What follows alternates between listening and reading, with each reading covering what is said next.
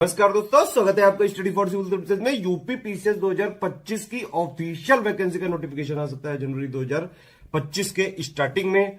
और जैसा कि इस बार से आयोग ने भाई डिसाइड किया है कि एक साल के अंदर ही वैकेंसी पूरी करानी है। इसका मतलब अब हर बार यूपी पीसीएस का ऑफिशियल नोटिफिकेशन आया करेगा जनवरी के स्टार्टिंग में। ठीक है, उसका प्रीलिम्स एग्जाम करीबन मार्च अप्रैल में हुआ करेगा, उसका मेंस एग्जाम करीबन जुलाई अगस्त में हुआ करेगा, और फाइनली उसका जो है इंटरव्यू करीबन सितंबर अक्टूबर तक करा के ईयर के एंड तक रिजल्ट भी दे दिया करेंगे। तो यूपी पीएससी आयोग बहुत ही ज्यादा डायनामिक बन चुका है, बहुत बड़े बड़े चेंजेस लगातार लेता जा रहा है। अगर किसी को भी पीसीएस की तैयारी करनी है उसके लिए ये स्ट्रेटेजी वीडियो है। सब कुछ इसमें बताया गया है कि भाई पीसीएस का सिलेबस क्या होता है, तैयारी में कितना टाइम आपको देना चाहिए, 3 स्टेज स्ट्रेटेजी क्या है, कौन कौन सी टाइप की पोस्ट होती है, पैटर्न क्या है, सिलेबस क्या होता है। ठीक है, प्रीलिम्स की और मेंस की तैयारी एक साथ कैसे करें। ठीक है, सारी चीजें इसमें मैं बताने जा रहा हूं, पूरी स्टार्टिंग से लेके लास्ट तक पूरा वीडियो जरूर सुन लीजिएगा। जिन जिन लोगों को यूपी पीसीएस 2025 की तैयारी पूरी अभी से शुरुआत करनी है और इस तरह से करनी है कि सिर्फ और सिर्फ उनका टारगेट है सिलेक्शन लेना।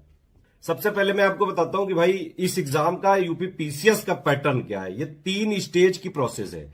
सबसे पहले होता है प्रीलिम्स, ये एक एलिमिनेशन स्टेज है। इसमें सिर्फ और सिर्फ आयोग ये चेक करता है कि भाई कौन कौन से लोग मेंस दे रहे हैं, और प्रीलिम्स के मार्क्स कभी भी रैंकिंग जो फाइनल रैंकिंग होती है उसमें नहीं जोड़े जाते हैं।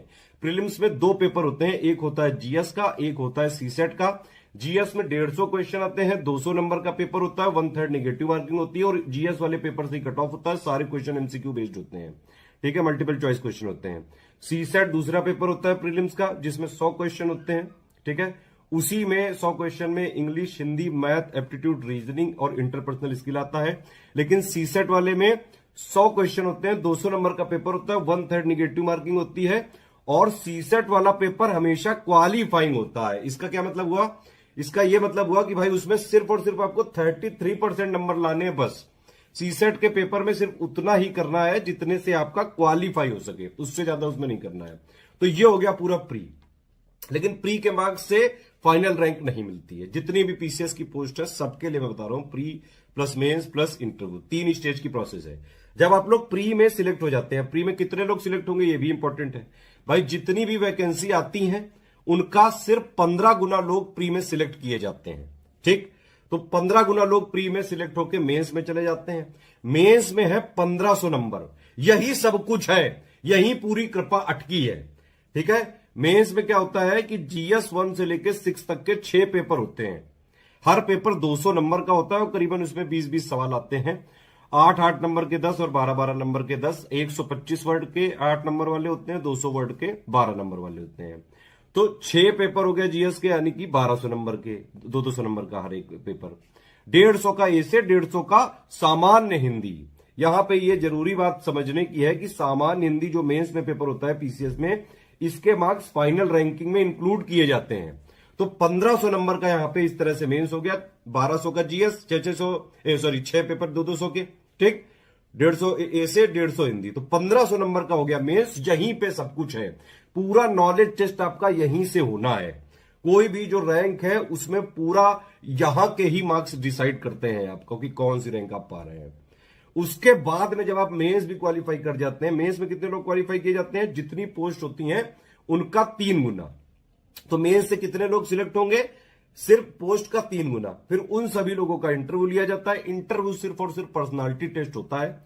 अगर आपने प्री और मेंस की तैयारी इस वाले 3 स्टेज स्ट्रेटेजी के वीडियो के हिसाब से पूरी करी है तो अपने आप इंटरव्यू के काबिल आप बन जाते हैं। और दूसरी बात यह भी है कि भाई इंटरव्यू में पर्सनालिटी टेस्ट होता है, तो पर्सनालिटी कोई रातों रात जो है नहीं बन सकती है।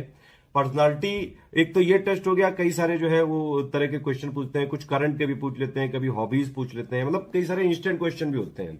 तो उसमें जो है 100 नंबर अटके रहते हैं। उसमें अगर आप नॉर्मली भी दे दें तो करीबन 40-50 नंबर मिल जाते हैं। थोड़ा ठीक ठाक हो जाए तो 60-70 मिल जाते हैं। बस कोई बदतमीजी ना करे तो आराम से इंटरव्यू निकल जाता है। ये है पूरा पैटर्न। फाइनल सिलेक्शन किससे होता है? 1500 का मेंस और 100 नंबर का इंटरव्यू। 1600 नंबर से फाइनल रैंकिंग डिसाइड होती है, कौन एसडीएम, डीएसपी, बीडीओ और जितने भी पोस्ट होते हैं उन सब में।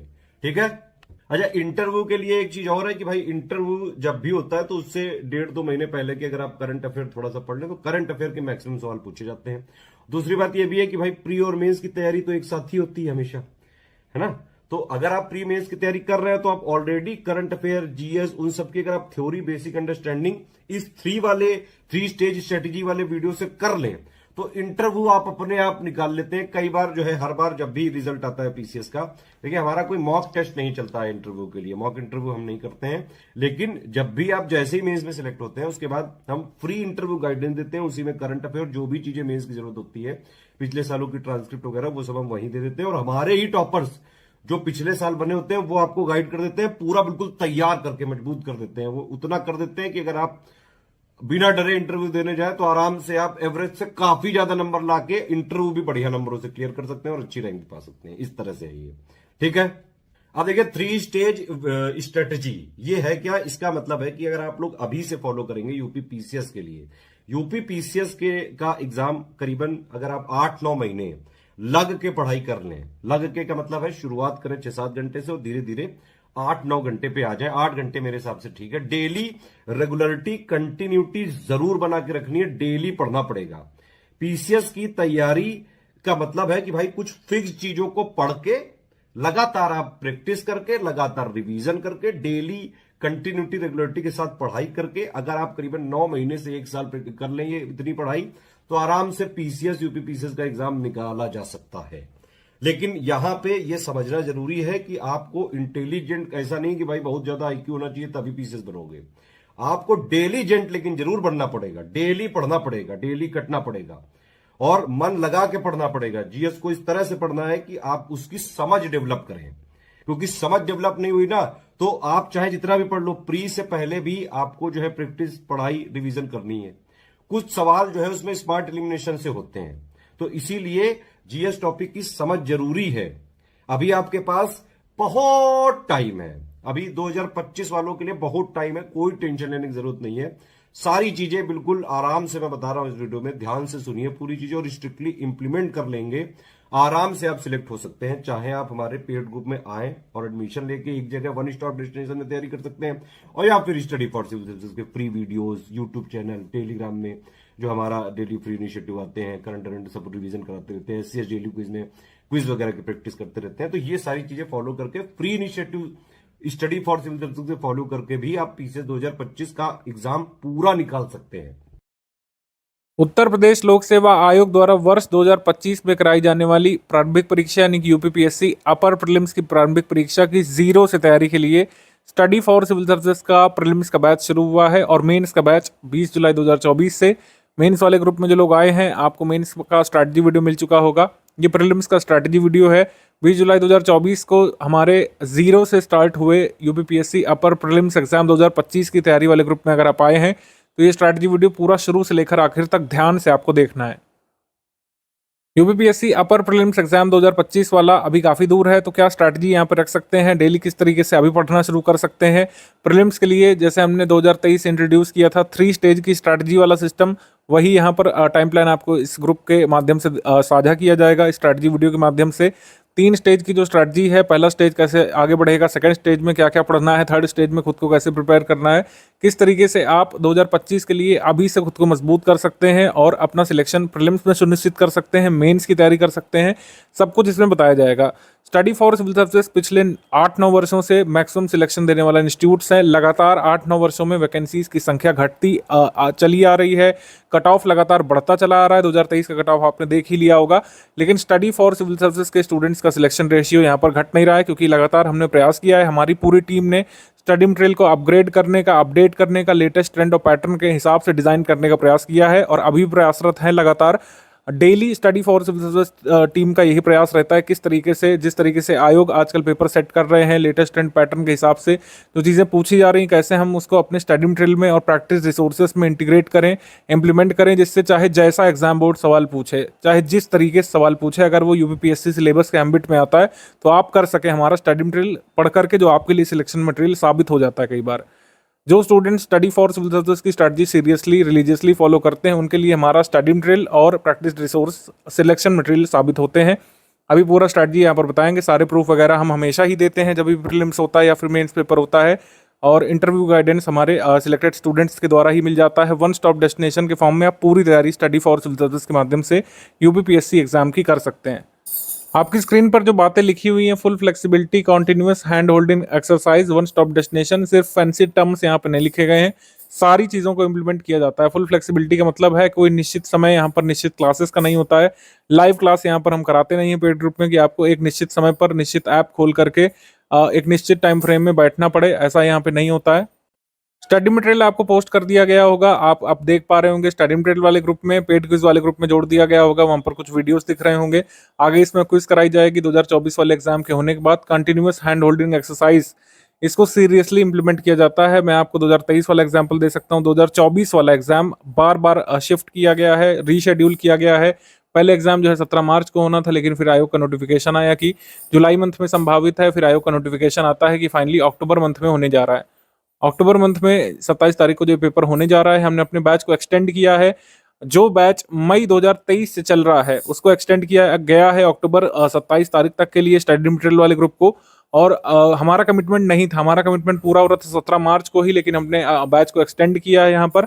और इसकी सारी फैसिलिटीज वैसे के वैसे ही रखी गई हैं, कोई भी फी आपसे चार्ज नहीं की गई है। फी हमेशा स्टडी फॉर सिविल सर्विस की वन टाइम चार्ज की जाती है। अगर आप टेलीग्राम कोर्सेज में आ रहे हैं तो वन टाइम फी लेकर के आपको पूरा सपोर्ट किया जाता है। एग्जाम एक्सटेंड भी होता है तब भी बिना फी के हम यहाँ पर सपोर्ट आपको जारी रखते हैं। और कई बार हमने किया है, ना सिर्फ इस एग्जाम में 2024 वाले में, इससे पहले भी। तो स्टडी फॉर सिविल सर्विस का लॉन्ग टर्म पेड बैच होता है। जो लोग पहला पेड बैच ज्वाइन करते हैं, मैक्सिमम बेनिफिट उन्हीं को होता है। हर मंथ कुछ ना कुछ पेड बैच अनाउंस होते हैं, पेड ग्रुप खुलेंगे। आगे भी क्रैश कोर्स भी चलेगा 2025 के लिए, 2024 के लिए चल ही रहा है, कुछ लोगों ने ज्वाइन किया है 2024 वाला भी। तो आप ये समझिए कि हमारा लॉन्ग टर्म कमिटमेंट के साथ पेड ग्रुप चलता है। और हम सुनिश्चित करते हैं कि जो लोग सीरियसली स्टडी करना चाहते हैं, सिलेबस को तैयार करने के प्रति आप कह सकते हैं जुनूनी है, अपने सिलेक्शन के प्रति जुनूनी है, study for civil service team उनके साथ मिलकर काम करती है। और कई बार आप खुद महसूस करेंगे study for civil service team एक प्रॉपर एस्पिरेंट से भी ज़्यादा डेडिकेशन के साथ काम करती है। ठीक है। और ये वन स्टॉप डेस्टिनेशन का मतलब यही है, जैसे आपको एडमिशन लेते समय आपने अगर क्वेरी की होगी, उसमें बताया गया होगा या आपको कहीं से भी कुछ भी अलग से नहीं पढ़ना पड़ेगा, सब कुछ एक ही जगह पर मिल जाएगा। चाहे करंट अफेयर हो, नेशनल इंटरनेशनल करंट अफेयर हो, डेली करंट अफेयर इसमें मिलेगा फुल पेड बैच वालों को, मंथली करंट अफेयर मिलेगा, उत्तर प्रदेश करंट अफेयर मिलेगा, जितना भी प्रीलिम्स ओरिएंटेड कंटेंट है सब कुछ इसमें मिलेगा। जो लोग मेंस वाले ग्रुप में आए, आपको मेंस ओरिएंटेड कंटेंट मिला होगा। आंसर राइटिंग वाले ग्रुप में आंसर राइटिंग मिलेगी। तो इस तरीके से जो जहां पर कमिटमेंट किया जाता है वो पूरा कमिटमेंट यहाँ पे निभाया जाता है। आखिरी बात, स्ट्रैटेजी वीडियो शुरू करने से पहले मैं कहूंगा कि जो भी लोग ग्रुप को ज्वाइन किए होंगे आज, ठीक है, यानी कि 20 जुलाई, 21 जुलाई, 22 जुलाई तक, या उसके बाद भी करते रहेंगे 30 जुलाई तक, 15 अगस्त तक भी करेंगे, तो ये स्ट्रैटेजी वीडियो सबसे पहले देखिएगा। इसको बहुत ध्यान से आपको देखना है, समझना है, क्योंकि कई बार स्टूडेंट ग्रुप में ज्वाइन होते हैं, वो पहला सवाल करते हैं सर कैसे पढ़ना है, नहीं समझ में आ रहा, या फिर डेली करंट अफेयर किस तरीके से पढ़ना है, शुरुआत में कैसे पढ़ना है, डेली कितना पढ़ना है, हिस्ट्री पहले पढ़ें कि ज्योग्राफी पढ़ें, बेसिक बुक कैसे कंप्लीट करें, सब कुछ स्ट्रैटेजी वीडियो में ही बताया जाता है। फैक्ट चेक कैसे करते हैं, आगे इस ग्रुप में डिस्कशन कैसे होगा, सब कुछ इसमें बताया जाता है। डिस्कशन ग्रुप हमारा होता है, आप उसमें डाउट पूछ सकते हैं। 24/7 हमारा ग्रुप चलता है। आप सुबह के समय डाउट पूछिए, रात के समय पूछिए, दिन के समय में डाउट पूछते हैं तो तुरंत आपको उसका रिप्लाई दिया जाता है। कोई भी डाउट हम छोड़ते नहीं है। मान लीजिए लेट नाइट भी आप डाउट पूछते हैं तो मॉर्निंग में, नेक्स्ट मॉर्निंग में आपको उसका समाधान करके दिया जाता है। वीडियो बना करके, पोस्ट बना करके, कई बार वॉइस मैसेज के फॉर्म में आपके डाउट को हम बताते हैं। आपने खुद ही देखा होगा, महसूस किया होगा। और मैं कहूँगा कि स्ट्रैटेजी वीडियो सबसे पहले देखिएगा, अदरवाइज आपको बार बार कंफ्यूजन बनी रहेगी किस तरीके से क्या स्टडी करना है। सेकंड वीडियो होता है पेड ग्रुप में स्टडी मटेरियल कैसे देखें वाला वीडियो, उसको आप देखिएगा। उसमें बेसिक टेलीग्राम फीचर्स क्या होते हैं, किस तरीके से टेलीग्राम ग्रुप ऑपरेट होता है, किस तरीके से पीडीएफ डाउनलोड कर सकते हैं, सेव कर सकते हैं, प्रिंट कर सकते हैं, कैसे स्टडी मटेरियल को और वीडियोज़ को एक्सेस कर सकते हैं, उसमें बताया गया होगा। प्रीलिम्स से संबंधित रिकॉर्डेड क्लासेस भी इसी ग्रुप में मिलेंगी। रिकॉर्डेड क्लासेस अभी तुरंत से नहीं मिलेंगी, आप पूरा यहाँ पे स्ट्रैटेजी वीडियो सुनिए। फर्स्ट स्टेज कैसे प्रिपेयर करना है, सेकंड स्टेज, थर्ड स्टेज कैसे प्रिपेयर करना है, सब कुछ इसमें ध्यान से सुनिए और समझिए। जिन लोगों ने फुल पेड ग्रुप लिया है उनको क्विज ग्रुप के अलावा 2 ग्रुप में जोड़ा गया होगा। एक स्टडी मटेरियल वाला ग्रुप होगा जिसमें आपको पीडीएफ वगैरह दिख रही होंगी, बेसिक बुक की पीडीएफ दिख रही होंगी। आप उसमें थोड़ा सा ब्रेनस्टॉर्म भी करने लगे होंगे, कैसे पढ़ना है, किससे शुरुआत करनी है, कौन सी पीडीएफ प्रिंट कर लें, डेली करंट अफेयर आ रहा है कैसे पढ़ना है, मंथली जो आता है उसको पढ़ने की अप्रोच क्या रखनी है, सब कुछ बताऊंगा मैं इसी स्ट्रैटेजी वीडियो में। बिल्कुल धैर्य के साथ देखते रहिए। सेकंड वीडियो डाउट क्लियरेंस वाला, मतलब सेकंड ग्रुप जो है डाउट क्लियरेंस वाला ग्रुप है। इसमें आप अपने डाउट पूछ सकते हैं। डाउट पूछने का तरीका क्या है, कैसे डाउट का रिप्लाई किया जाता है, सब मैं अभी आपको एक एक करके शो करने वाला हूँ। आप ग्रुप से जुड़ गए हैं ये इंश्योर कर लीजिएगा। ग्रुप में आ गए और फिर क्या करना है, स्टार्ट जो वीडियो आप ऑलरेडी देख रहे हैं पेड ग्रुप में, स्टडी मटेरियल कैसे देखने वाला वीडियो देखना पड़ेगा। उसके बाद आपको मैक्सिमम चीज़ें समझ में आ जाएंगी, फिर आपका डेली बेसिस पर स्टडी प्लान शुरू हो जाएगा। फर्स्ट स्टेज क्या है, सेकंड स्टेज क्या है, थर्ड स्टेज, अभी एक एक करके यहाँ पे बताने वाले हैं। कमिटमेंट पीडीएफ के बारे में दिया हुआ है, क्या क्या कमिटमेंट हमारी है, उसके टेस्ट सीरीज का शेड्यूल क्या है, क्विज ग्रुप में कैसे चलता है, तो सब अभी एक एक करके बताएंगे। सबसे पहले ग्रुप के फीचर्स यहाँ पर समझ लेते हैं। तो सबसे पहले यहाँ पर बात करेंगे डेली करंट अफेयर की। डेली करंट अफेयर या फिर डेली न्यूज़पेपर या किसी भी तरीके से डेली न्यूज़ कवर करने के लिए, यूपीपीएससी स्पेसिफिक न्यूज़ कवर करने के लिए अब आपको इधर उधर कोई सोर्स देखना नहीं पड़ेगा, क्योंकि daily current affair PDF form में आपको मिल जाया करेगा। डेली बेसिस पर 3 या 4 बजे तक अपलोड कर दिया जाता है ये, और कभी गैप होता है तो नेक्स्ट डे इसमें कवर करा दिया जाता है। कोई इमरजेंसी हो गई हमारी टीम में से, वैसे ऐसा होता नहीं है। अगर मान लीजिए कि न्यूज़पेपर ही नहीं छपे हैं किसी दिन, जैसे फेस्टिवल टाइम में होता है, तो उस दिन न्यूज़ नहीं आती है। और अगर उस दिन का भी कोई इंपॉर्टेंट इवेंट रहता है तो अगले दिन कवर करा दिया जाता है। वीकली ऑफ रहता है संडे को आपको डेली करंट अफेयर नहीं मिलता है। और संडे का जो भी इवेंट होता है, मान लीजिए कोई स्कीम लॉन्च हुई, कोई इवेंट हुआ, कोई समिट हुई संडे के दिन, तो उसको मंडे में आप कवर होता हुआ पाएंगे। मंडे की पीडीएफ थोड़ी सी बड़ी होती है इसीलिए, ठीक है। डेली करंट अफेयर आपको हमारे ग्रुप में ही मिलेगा। इसका वीडियो भी आता है ओनली करंट अफेयर वाले चैनल पर, वो शायद शाम तक आता है, तो आप उसे रेफर कर सकते हैं। लेकिन यहाँ पर प्रयास करिएगा पीडीएफ से ही पढ़ें। पीडीएफ से कैसे पढ़ना होता है सब अभी मैं एक एक करके बताऊंगा। अभी खाली फीचर सुनते समझते चलिए। मंथली करंट अफेयर हम आपको 3 पीडीएफ देते हैं। मंथली करंट अफेयर में 3 पीडीएफ देते हैं। पहली होती है प्री स्पेशल नाम ही इस वजह से इसका रख दिया गया जिससे क्लैरिटी रहे। जैसे कुछ लोग बोलते हैं कि सर प्रीलिम्स के लिए कौन सा पढ़ना है, जैसे प्रीलिम्स नज़दीक आ चुका है 2024 वाला, अब तुरंत ही लोग पूछने लगे हैं कि सर प्रीलिम्स का कौन सा पढ़ना होता है। तो प्रीलिम्स का प्री स्पेशल यहाँ पे स्टडी करना होता है। ये हम पहले ही बता देते हैं, लेकिन लोग इग्नोर करते हैं बातों को, फिर पूछते हैं। तो प्रीलिम्स स्पेशल का मतलब ये कि प्रीलिम्स के लिए है, ये मेंस में आपको सपोर्ट नहीं करेगा करंट अफेयर, ठीक है। और जो डेली करंट अफेयर दिया जाता है उसका मंथली कंपाइलेशन हम लोग देते हैं। जैसे जो स्टडी मटेरियल वाला ग्रुप है उसमें शायद डेली करंट अफेयर नहीं आती, जो फुल पेड ग्रुप है हमारा या जो 6500 वाला ग्रुप है उसमें आती है। तो डेली करंट अफेयर सभी ग्रुप में नहीं आती। मान लीजिए आप ओनली स्टडी मटेरियल वाले ग्रुप में, तो उसमें डेली करंट अफेयर नहीं आता। डेली करंट अफेयर सिर्फ फुल पेड ग्रुप वालों के में आता है। हालांकि ऐसा नहीं कि जो केवल स्टडी मटेरियल में है उनके साथ कोई नाइंसाफी होगी। डेली नहीं मिलेगा, लेकिन डेली का मंथली कंपाइल करके दिया जाता है, वो मेन स्पेशल होता है जैसे यहाँ पे लिखा हुआ। तो डेली करंट अफेयर आपको प्री और मेंस की बेसिक अंडरस्टैंडिंग और बेसिकली मेंस की अंडरस्टैंडिंग बनाने के लिए होता है, सिलेबस की अंडरस्टैंडिंग बनाने के लिए होता है, ठीक है।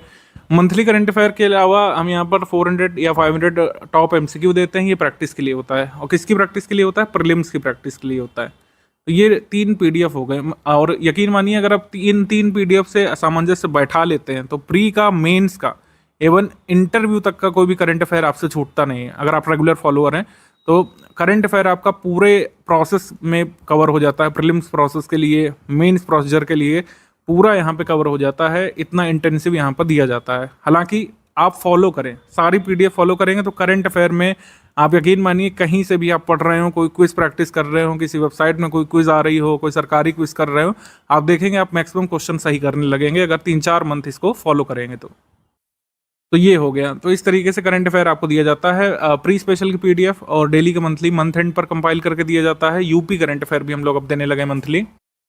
यूपी करंट अफेयर थोड़ा सा लेट मिलती है आपको, क्योंकि न्यूज़ कंपाइल करने में इसमें समय लगता है। 9 या 10 तारीख तक आपको मिल जाती है, मैक्स टू मैक्स 12 तारीख को आपको मिल जाया करती है UP current affair. UP special regularity आपको इस पर दिखानी होगी पढ़ने के लिए, क्योंकि यूपी स्पेशल का वेटेज भले ही प्रीलिम्स में ज़्यादा नहीं है। अभी किस सब्जेक्ट का कितना वेटेज होता है वो सब भी डिस्कस करेंगे, तो और आपको अच्छे से समझ में आएगा। लेकिन मैं आपको बता दूं कि प्रीलिम्स में यूपी स्पेशल करंट अफेयर का बहुत वेटेज आजकल नहीं रहता है। मैक्सिमम टू मैक्सिमम 3 क्वेश्चन आ सकते हैं, इसमें 4 क्वेश्चन भी आ सकते हैं, इससे ज़्यादा नहीं आ रहे हैं आजकल। लेकिन फिर भी हम एक्सपेक्ट कर रहे हैं कि जैसे सिलेबस बदला है, GS 5 और 6 प्योरली यूपी स्पेशल जुड़ गया है, तो इस वजह से यूपी करंट अफेयर का भी वेटेज यहाँ पर रहता है। और जो मेंस में भी आपको कई बार हेल्प करता है फैक्ट्स के लिए। जैसे उत्तर प्रदेश स्वास्थ्य में क्या प्रगति कर रहा है, ये आपको मंथली करंट अफेयर से पता लगता रहेगा। नए जो मेडिकल कॉलेजेस खुल रहे हैं या फिर नई कोई स्कीम लाई जा रही है कम्युनिकेबल डिसीजेस से निपटने के लिए, जैसे दस्तक अभियान वगैरह है, तो इसका आपको भान होता रहता है। आपको मतलब रेगुलर बेसिस पर यूपी से अपडेट रहना चाहिए, क्योंकि GS 5 और 6 आपको यूपी स्पेशल देना है। और एकदम से सारे पेपर्स की तैयारी नहीं होती है, एक 2 महीने मेंस की तैयारी नहीं होती है। तभी यहाँ पर फाउंडेशन बैच शुरू किया जाता है, जिससे पहले से आप डीप अंडरस्टैंडिंग और बारीक जानकारियों को कवर करते हुए स्लोली आगे बढ़ते रहें। यूपी स्पेशल भी आपको रेगुलरली पढ़ते रहना चाहिए। और प्री और मेंस दोनों के लिए जरूरी होता है यूपी स्पेशल। प्रीलिम्स में क्वेश्चन सही करने के लिए तो जरूरी होता ही, लेकिन मेंस के लिए भी ये ज़रूरी होता है। डाउट क्लियरेंस यहाँ पर डेली बेसिस पर हुआ करेगा। जैसे आपने ज्वाइन किया होगा तो डाउट क्लियरेंस आपका शुरू है, कोई भी आप डाउट पूछेंगे वहाँ पर रिप्लाई किया जाएगा दिन के समय में तुरंत। मंथली एक बार यूपीपीसी स्पेसिफिक लाइव डिस्कशन भी होता है।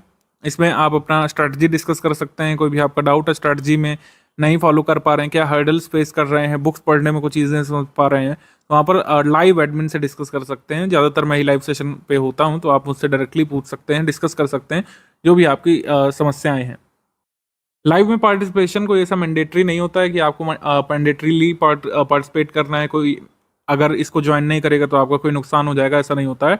डाउट तो आप रेगुलर पूछ सकते हैं, कोई भी आपका फैक्चुअल डाउट है, कंसेप्चुअल डाउट पूछ सकते हैं। तैयारी और स्ट्रैटेजी से एसोसिएटेड डाउट यहाँ पर आप पूछ सकते हैं लाइव। तो लाइव जिसको ज्वाइन करना होता है वो कर लेते हैं यहाँ पर और डाउट अपना पूछ लेते हैं। कई लोग नहीं भी ज्वाइन करते हैं तो अपना डाउट क्लियरेंस में डाउट पूछते रह सकते हैं। अभी तक सिर्फ हम जीएस का कराते थे, लेकिन सीसैट का भी अब हम यहाँ पर स्टडी मटेरियल आपको फुल पेड ग्रुप वाले में देने लगे हैं, और सीसैट का टेस्ट वगैरह भी आपको रेगुलर बेसिस पर मिलता रहेगा, जिससे आप सीसैट से भी अपडेटेड रहें। बहुत कुछ ऐसे लोग होते हैं जो जीएस में कई बार अच्छा कर जाते हैं, लेकिन सीसैट में अपना मार्क मिस कर देते हैं जो 33% वाला होता है, और जो है कट ऑफ नहीं क्लियर कर पाते हैं। तो उससे आप बचें। आप सीसैट को भी बिल्कुल ही ऐसा ना हो इग्नोर कर दें। आप सीसैट में इंश्योर करें कि आप क्वालिफाइंग मार्क्स जो आयोग ने डिसाइड किए हैं 33%, वो आप जरूर लाएं। और हम आयोग और उसके सिलेबस के फॉलोअर हैं सर, बार बार बोलते रहते हैं, और ये सिर्फ बोलने वाली बात नहीं है, इसको बाकायदा जो है रिलीजियसली इम्प्लीमेंट भी किया जाता है। जो हमारी पॉलिसी है आयोग और सिलेबस को फॉलो करने वाली, इसको इम्प्लीमेंट किया जाता है। सिलेबस के हिसाब से जो नए नए चीज़ें पूछी जा रही हैं, सिलेबस तो नहीं बदलता यूपीपीएससी, हर साल वही सिलेबस आ जाता है प्रिंट होकर के प्रीलिम्स वाला, लेकिन क्वेश्चंस नए नए बन रहे हैं, नई जगह से पूछे जा रहे हैं, नए एरियाज एक्सप्लोर किए जा रहे हैं। तो उनके लिए रेगुलर बेसिस पर आयोग के जितने भी पेपर्स हो रहे हैं, भले ही यूपीपीएससी सिलेबस से संबद्ध नहीं है, कोई टेक्निकल पोस्ट के, लेकिन अगर उसमें जीएस पूछी जा रही है तो हमारी टीम एक एक पेपर को देखती है, एक एक क्वेश्चन को देखा जाता है, उस पर डिस्कशन होता है। हमारा जो है कह सकते हैं पूरी एक तरीके से थिंक टैंक है कंटेंट की, वो उसमें देखती है किस तरीके से क्या क्या चीज़ें आयोग एक्सप्लोर कर रहा है और कैसे उसको स्टडी मटेरियल में अपडेट किया जा सकता है। जैसे उदाहरण देता हूँ मैं, आरओ का भी पेपर हुआ था जो कैंसिल हो चुका है। उसमें पेपर में सवाल आया था साइमन कमीशन से संबंधित। ठीक है, साइमन कमीशन ने भारत की यात्रा 2 बार की है, किसी भी बुक में ये चीज़ स्पेसिफिकली एक्सप्लिसिटली मेंशन्ड ही नहीं है।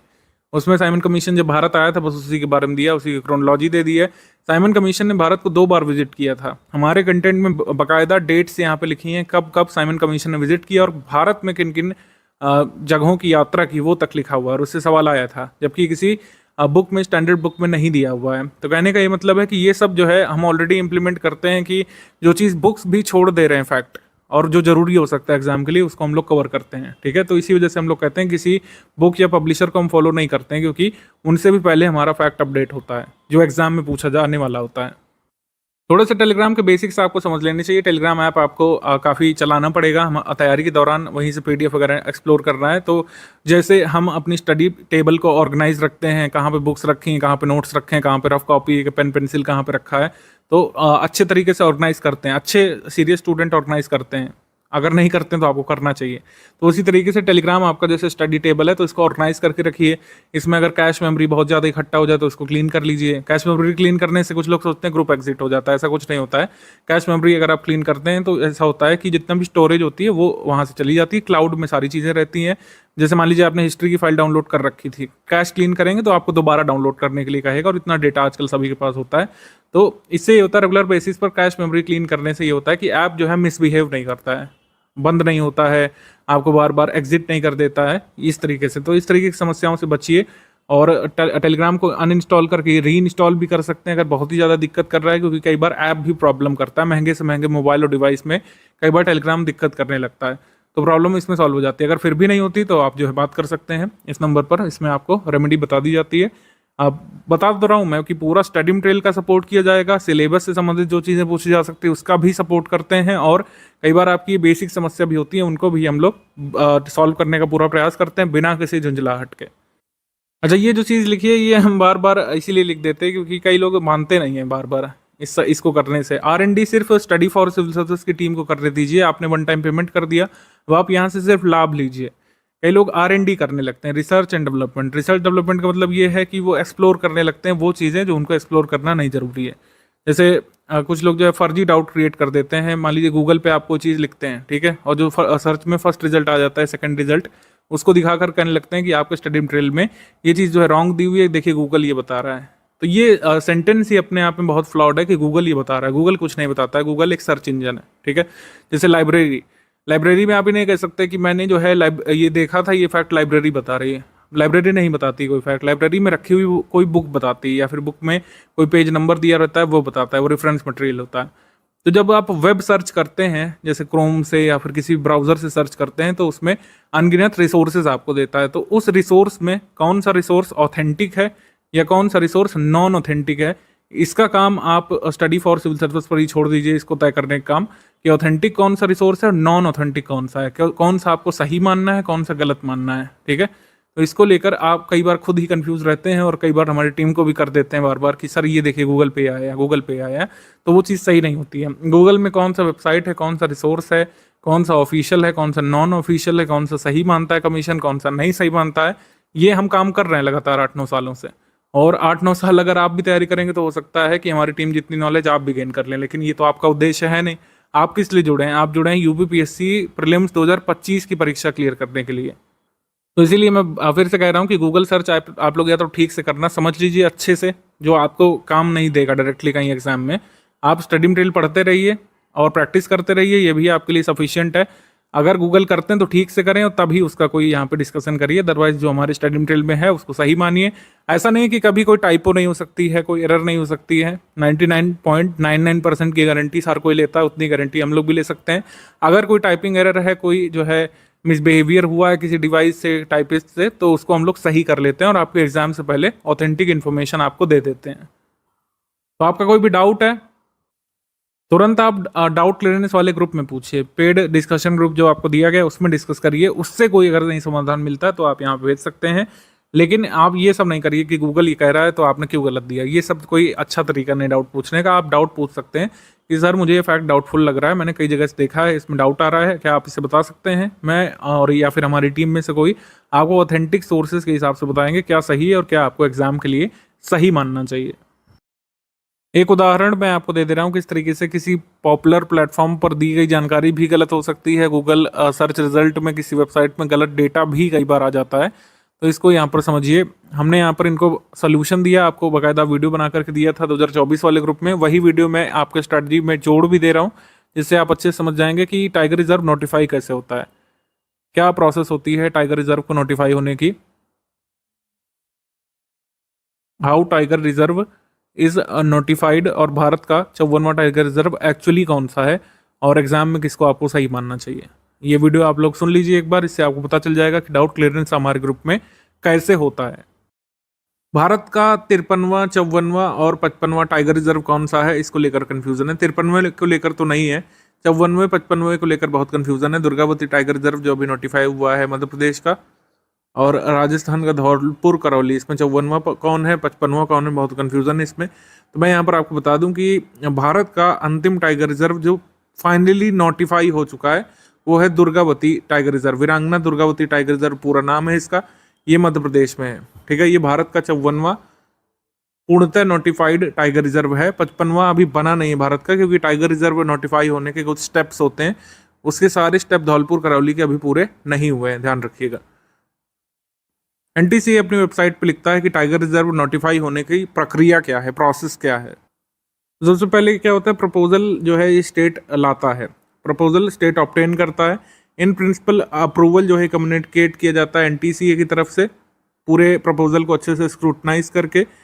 सेक्शन 38(5) जो है वाइल्ड लाइफ प्रोटेक्शन एक्ट 1972 का, उसके तहत एनटीसी रिकमेंड करता है प्रपोजल को स्टेट को पूरी तरीके से देखने के बाद, और फिर फाइनल जो स्टेप होता है, स्टेट गवर्नमेंट नोटिफाई करती है अपने टाइगर रिजर्व को, एरिया सहित सब कुछ बताया जाता है, किस एरिया से किस एरिया तक है, बाकायदा इसमें कोऑर्डिनेट्स तक दिए जाते हैं, ठीक है। तो दुर्गावती टाइगर रिजर्व ये सारी प्रक्रिया फॉलो कर चुका है 4 स्टेप की, जबकि जो धौलपुर करौली वाला टाइगर रिजर्व है उसमें ये वाला स्टेप बाकी है अभी, ठीक है। धौलपुर करौली में ये लास्ट स्टेप बाकी है, तो इस वजह से हम ये नहीं कह सकते कि Dholpur Karauli last tiger reserve है जो नोटिफाई हो चुका है। प्रपोजल हो चुका है, प्रपोजल को अप्रूव भी कर चुका है एनटीसीए, ये भी हो चुका है। आखिरी स्टेप अभी बाकी है धौलपुर करौली को नोटिफाई होने में।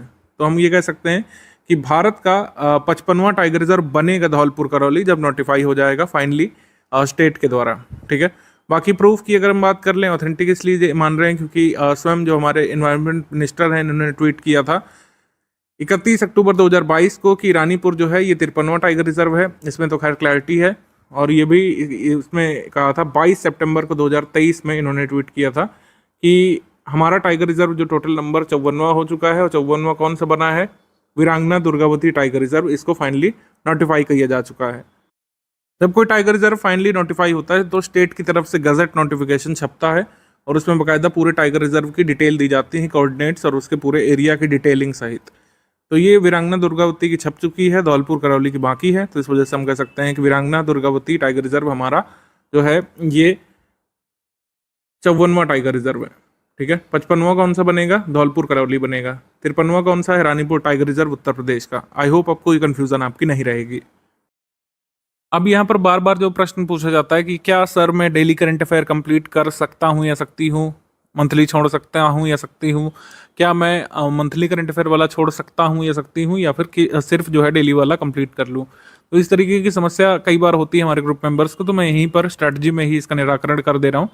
SCS का जो डेली करंट अफेयर होता है ये डिस्क्रिप्टिव बेस्ड होता है। आप PDF खोल कर देख लीजिए, कोई भी कंटेक्स्ट आया, कोई न्यूज़ आई तो उसका डिटेल्ड इन्फॉर्मेशन दिया जाता है, क्या न्यूज़ है, क्या तथ्य हैं उससे संबंधित, हिस्टोरिकल बैकग्राउंड अगर कोई है तो आगे क्या हो सकता है, सारी चीज़ों का एनालिसिस उसमें दिया रहता है। एनालिसिस, फैक्ट, कंटेक्स्ट सब कुछ दिया रहता है, और किस तरीके से सिलेबस से लिंक्ड है उसमें भी लिखा रहता है। ऊपर हेडिंग में होता है कि GS3 के सिलेबस संबंधित है, GS4 संबंधित है, या फिर GS2 से है, GS1 से है, सब कुछ उसमें दिया रहता है। अब मेंस का रेलिवेंस यहाँ पर ज़्यादा रहता है डेली करंट अफेयर में, मतलब जो भी आप PDF पढ़ेंगे उसमें से आपका जो लाभ होगा वो किस स्टेज पर मिलेगा, मेंस में। मेंस में ज़्यादा लाभ मिलता है आपको डेली करंट अफेयर का, प्रीलिम्स के लिए रेलिवेंस इसकी कम रहती है। वहीं अगर हम तुलना करें रेलिवेंस डेली करंट अफेयर के कंपैरिजन में मंथली करंट अफेयर की, प्रीलिम्स के लिए वेरी हाई रहती है और मेंस में इसकी ज़्यादा कोई रेलिवेंस रहती नहीं है। और जो मंथली करंट अफेयर होता है बहुत ही टू द पॉइंट आपने देखा होगा दिया रहता है, जितना एग्जाम में पूछी जा सकती हैं प्रीलिम्स वाले में आपके ऑब्जेक्टिव पेपर के लिहाज से उसको बनाया जाता है। बेसिकली ऑब्जेक्टिव एग्जाम में जिस तरीके के तथ्य पूछे जा सकते हैं, जिस तरीके के फैक्ट या इन्फॉर्मेशन पूछी जा सकती है, उसी हिसाब से उसको डिज़ाइन किया जाता है, उसी हिसाब से लिखा जाता है। कई बार आप देखेंगे कि monthly current affair pre special बहुत ही लिमिटेड नंबर ऑफ पेजेस का स्टडी फॉर सिविल सर्विस का होता है, और उसमें कई बार आपको नोट मेकिंग की भी आवश्यकता नहीं पड़ती है, क्योंकि वो अपने आप में बहुत शॉर्ट होता है। जो मंथली करंट अफेयर होता है या फिर जो यूपी करंट अफेयर होता है बहुत शॉर्ट में हम लोग देते हैं, इन्फॉर्मेशन डेंस होता है। मान लीजिए कोई स्कीम आई है तो जितने इन्फॉर्मेशन उसकी जरूरी है वो सब हम देते हैं उसमें, लेकिन जितना गैर जरूरी चीज़ें होती हैं उसको हम लोग नहीं देते हैं। ठीक है, जैसे स्कीम के डिसएडवांटेजेस वगैरह हम नहीं देते हैं आपके प्रीलिम्स वाले में, क्योंकि प्रीलिम्स में वो उस चीज़ की डिमांड नहीं है। और जबकि मेंस वाले में सब कुछ देते हैं, जो डेली करंट अफेयर होता है उसमें सब कुछ दिया रहता है कि जो स्कीम आई है उसकी क्या ड्रॉबैक्स हो सकते हैं, आगे के इम्प्लीकेशंस क्या हो सकते हैं, सब कुछ की एनालिसिस जो है वो डेली करंट अफेयर में होती है। जबकि प्रीलिम्स वाले में क्या रहता है कि फोकस यहाँ पे किया जाता है कि आप लेस नंबर ऑफ पेजेस पढ़ करके मोर नंबर ऑफ क्वेश्चंस अपने ऑब्जेक्टिव प्रीलिम्स एग्जाम में GS पेपर 1 में कर सकें। तो ये डिफरेंस होता है डेली करंट अफेयर में, मंथली करंट अफेयर में। अब आपको यहाँ पर भान हो गया होगा कि डेली करंट अफेयर क्यों पढ़ना चाहिए और मंथली करंट अफेयर क्यों पढ़ना चाहिए, यूपी करंट अफेयर क्यों पढ़ना चाहिए। अच्छा, एक चीज़ और मैं बता दूं कि कई लोग पूछते हैं कि मंथली करंट अफेयर तो आप लोग कहते हैं कि अच्छे से इसको याद कर लीजिए, बार बार रिवाइज करिए, क्या डेली करंट अफेयर को भी बार बार रिवाइज करने की ज़रूरत है? तो इसका उत्तर है नहीं। इन्फॉर्मेशन डेंस होता है, लेकिन ज़्यादातर अंडरस्टैंडिंग आपकी बनाने के लिए होता है। इसमें आपको सारी इन्फॉर्मेशन रिमेंबर करने की ज़रूरत नहीं होती है। मान लीजिए कोई स्कीम आई है, उसका 360 डिग्री एनालिसिस तो डेली वाले में मिल गया आपको, लेकिन जो स्कीम के फैक्ट जो आपको परीक्षा तक याद रखने हैं वो आपको इसमें मिल जाएगा, मंथली वाले में भी। तो आप क्या कर सकते हैं कि इससे आप अपनी समझ बनाइए और याद करने के लिए सिर्फ मंथली करंट अफेयर का इस्तेमाल करिए। इस तरीके से daily current affair, monthly current affair आपस में अलग हैं या फिर आपस में एक जैसे हैं, ये सब हमने यहाँ पर आपको डिस्क्राइब कर दिया है। और अब आपको पता चल गया होगा कि डेली का भी अपना महत्व है और मंथली करंट अफेयर का भी अपना महत्व है। दोनों आपको फॉलो करने चाहिए at least first stage of preparation में। एक चीज़ का भान आपको होना चाहिए हमेशा ही कि प्रीलिम्स पेपर पूरा अटेम्प्ट नहीं करना है, ना ही पूरा अटेम्प्ट करना एग्जाम की डिमांड है, ना ही पूरा अटेम्प्ट आप कर सकते हैं चाह कर भी। आप कितने भी बड़े स्कॉलर बन जाएं या फिर कितना भी हमारा कंटेंट पढ़ लें या किसी भी इंस्टीट्यूट या फिर दुनिया की सारी किताबें भी अगर कैप्चर कर लें, तब भी आप 150 क्वेश्चंस नहीं निकाल पाएंगे। अच्छा, यहाँ पे कैच है इसलिए भी नहीं निकाल पाएंगे कि क्योंकि 2-3 क्वेश्चन तो हर बार डिस्प्यूटेड निकल आते हैं, या फिर कई बार उसके आंसर गलत होते हैं आयोग के द्वारा, या फिर 2 आंसर सही मान लिए जाते हैं, या फिर क्वेश्चन पूर्णतः डिलीट हो जाता है। पास्ट में भी क्वेश्चन डिलीट हुए हैं मॉडिफाइड की में, आपने देखा होगा। तो जब 150 पूरे क्वेश्चन सही छपे ही नहीं है पेपर में, तो आप कैसे कर सकते हैं? आपको सिर्फ कट ऑफ निकालना है, कट ऑफ कितना जाता है, कितना टारगेट करना चाहिए, वीडियो के आगे के हिस्से में हम लोग कवर कर रहे हैं। लेकिन ये समझिए कि कभी भी आप 100% सिलेबस कवर नहीं कर पाएंगे। जीएस में से कोई 100% कुछ होता ही नहीं है। मैथ्स में, फिजिक्स में, केमिस्ट्री में आप लाए होंगे अपने स्कूल कॉलेज टाइम में 100%, लेकिन जीएस में 100% कुछ होता नहीं है। 100% नहीं किया जा सकता पेपर। 150 क्वेश्चंस कोई भी नहीं सही कर सकता है, कोई भी नहीं कर सकता है, ये आपको पता होना चाहिए। और 150 क्वेश्चंस करना एग्जाम की डिमांड भी नहीं है। 150 आप कवर कर लेंगे, उससे कोई लाभ आपको ना आगे के स्टेजेस में मिलेगा, ना इंटरव्यू में, कहीं कोई लाभ नहीं मिलने वाला। आप सिर्फ क्वालिफाइड लिखे जाएंगे और मेंस का फॉर्म भरेंगे, मेंस से ही जो है फाइनल मेरिट बनती है। अभी सब पेपर का पैटर्न वगैरह अभी आगे डिस्कस करेंगे। पेड ग्रुप सिर्फ ज्वाइन करना काफ़ी नहीं है, बहुत सारी मेहनत इसके आगे जाएगी। पेड ग्रुप ज्वाइन करना तो एक प्रोसेस का पार्ट है। पेड ग्रुप के बाद आपको पढ़ना है, सारे अपडेट देखने हैं, पीवाईक्यू पढ़ना है, जो कंटेंट आगे दिया जाएगा वो पढ़ना है, लेटर स्टेजेस में मेंस का आपको स्टडी करना है, फिर लिस्टिंग कंपाइलेशन कवर करना है, प्रीलिम्स से जस्ट पहले पेड क्विज के सारे क्वेश्चंस की प्रैक्टिस करनी है, टेस्ट सीरीज लगानी है। तभी यहाँ पर आपको कहा गया था ग्रुप अनाउंसमेंट के समय ही कि अगर आप डेली 5-6 घंटे यहाँ पे निकालते हैं तो ही जो है स्टडी फॉर सिविल सर्विसेज के साथ आप अपना सक्सेस हासिल कर सकते हैं। 5-6 आवर्स शुरू में आपको यहाँ पे देने पड़ेंगे। फर्स्ट सेकंड स्टेजेस में जब प्रीलिम्स एग्जाम एकदम नज़दीक होगा तो आपको 8-9 घंटे की स्टडी करनी पड़ती है, और जब मेंस एग्जाम एकदम नज़दीक होता है तो आपको 8-9-10 घंटे की स्टडीज़ यहाँ पर करनी पड़ती है।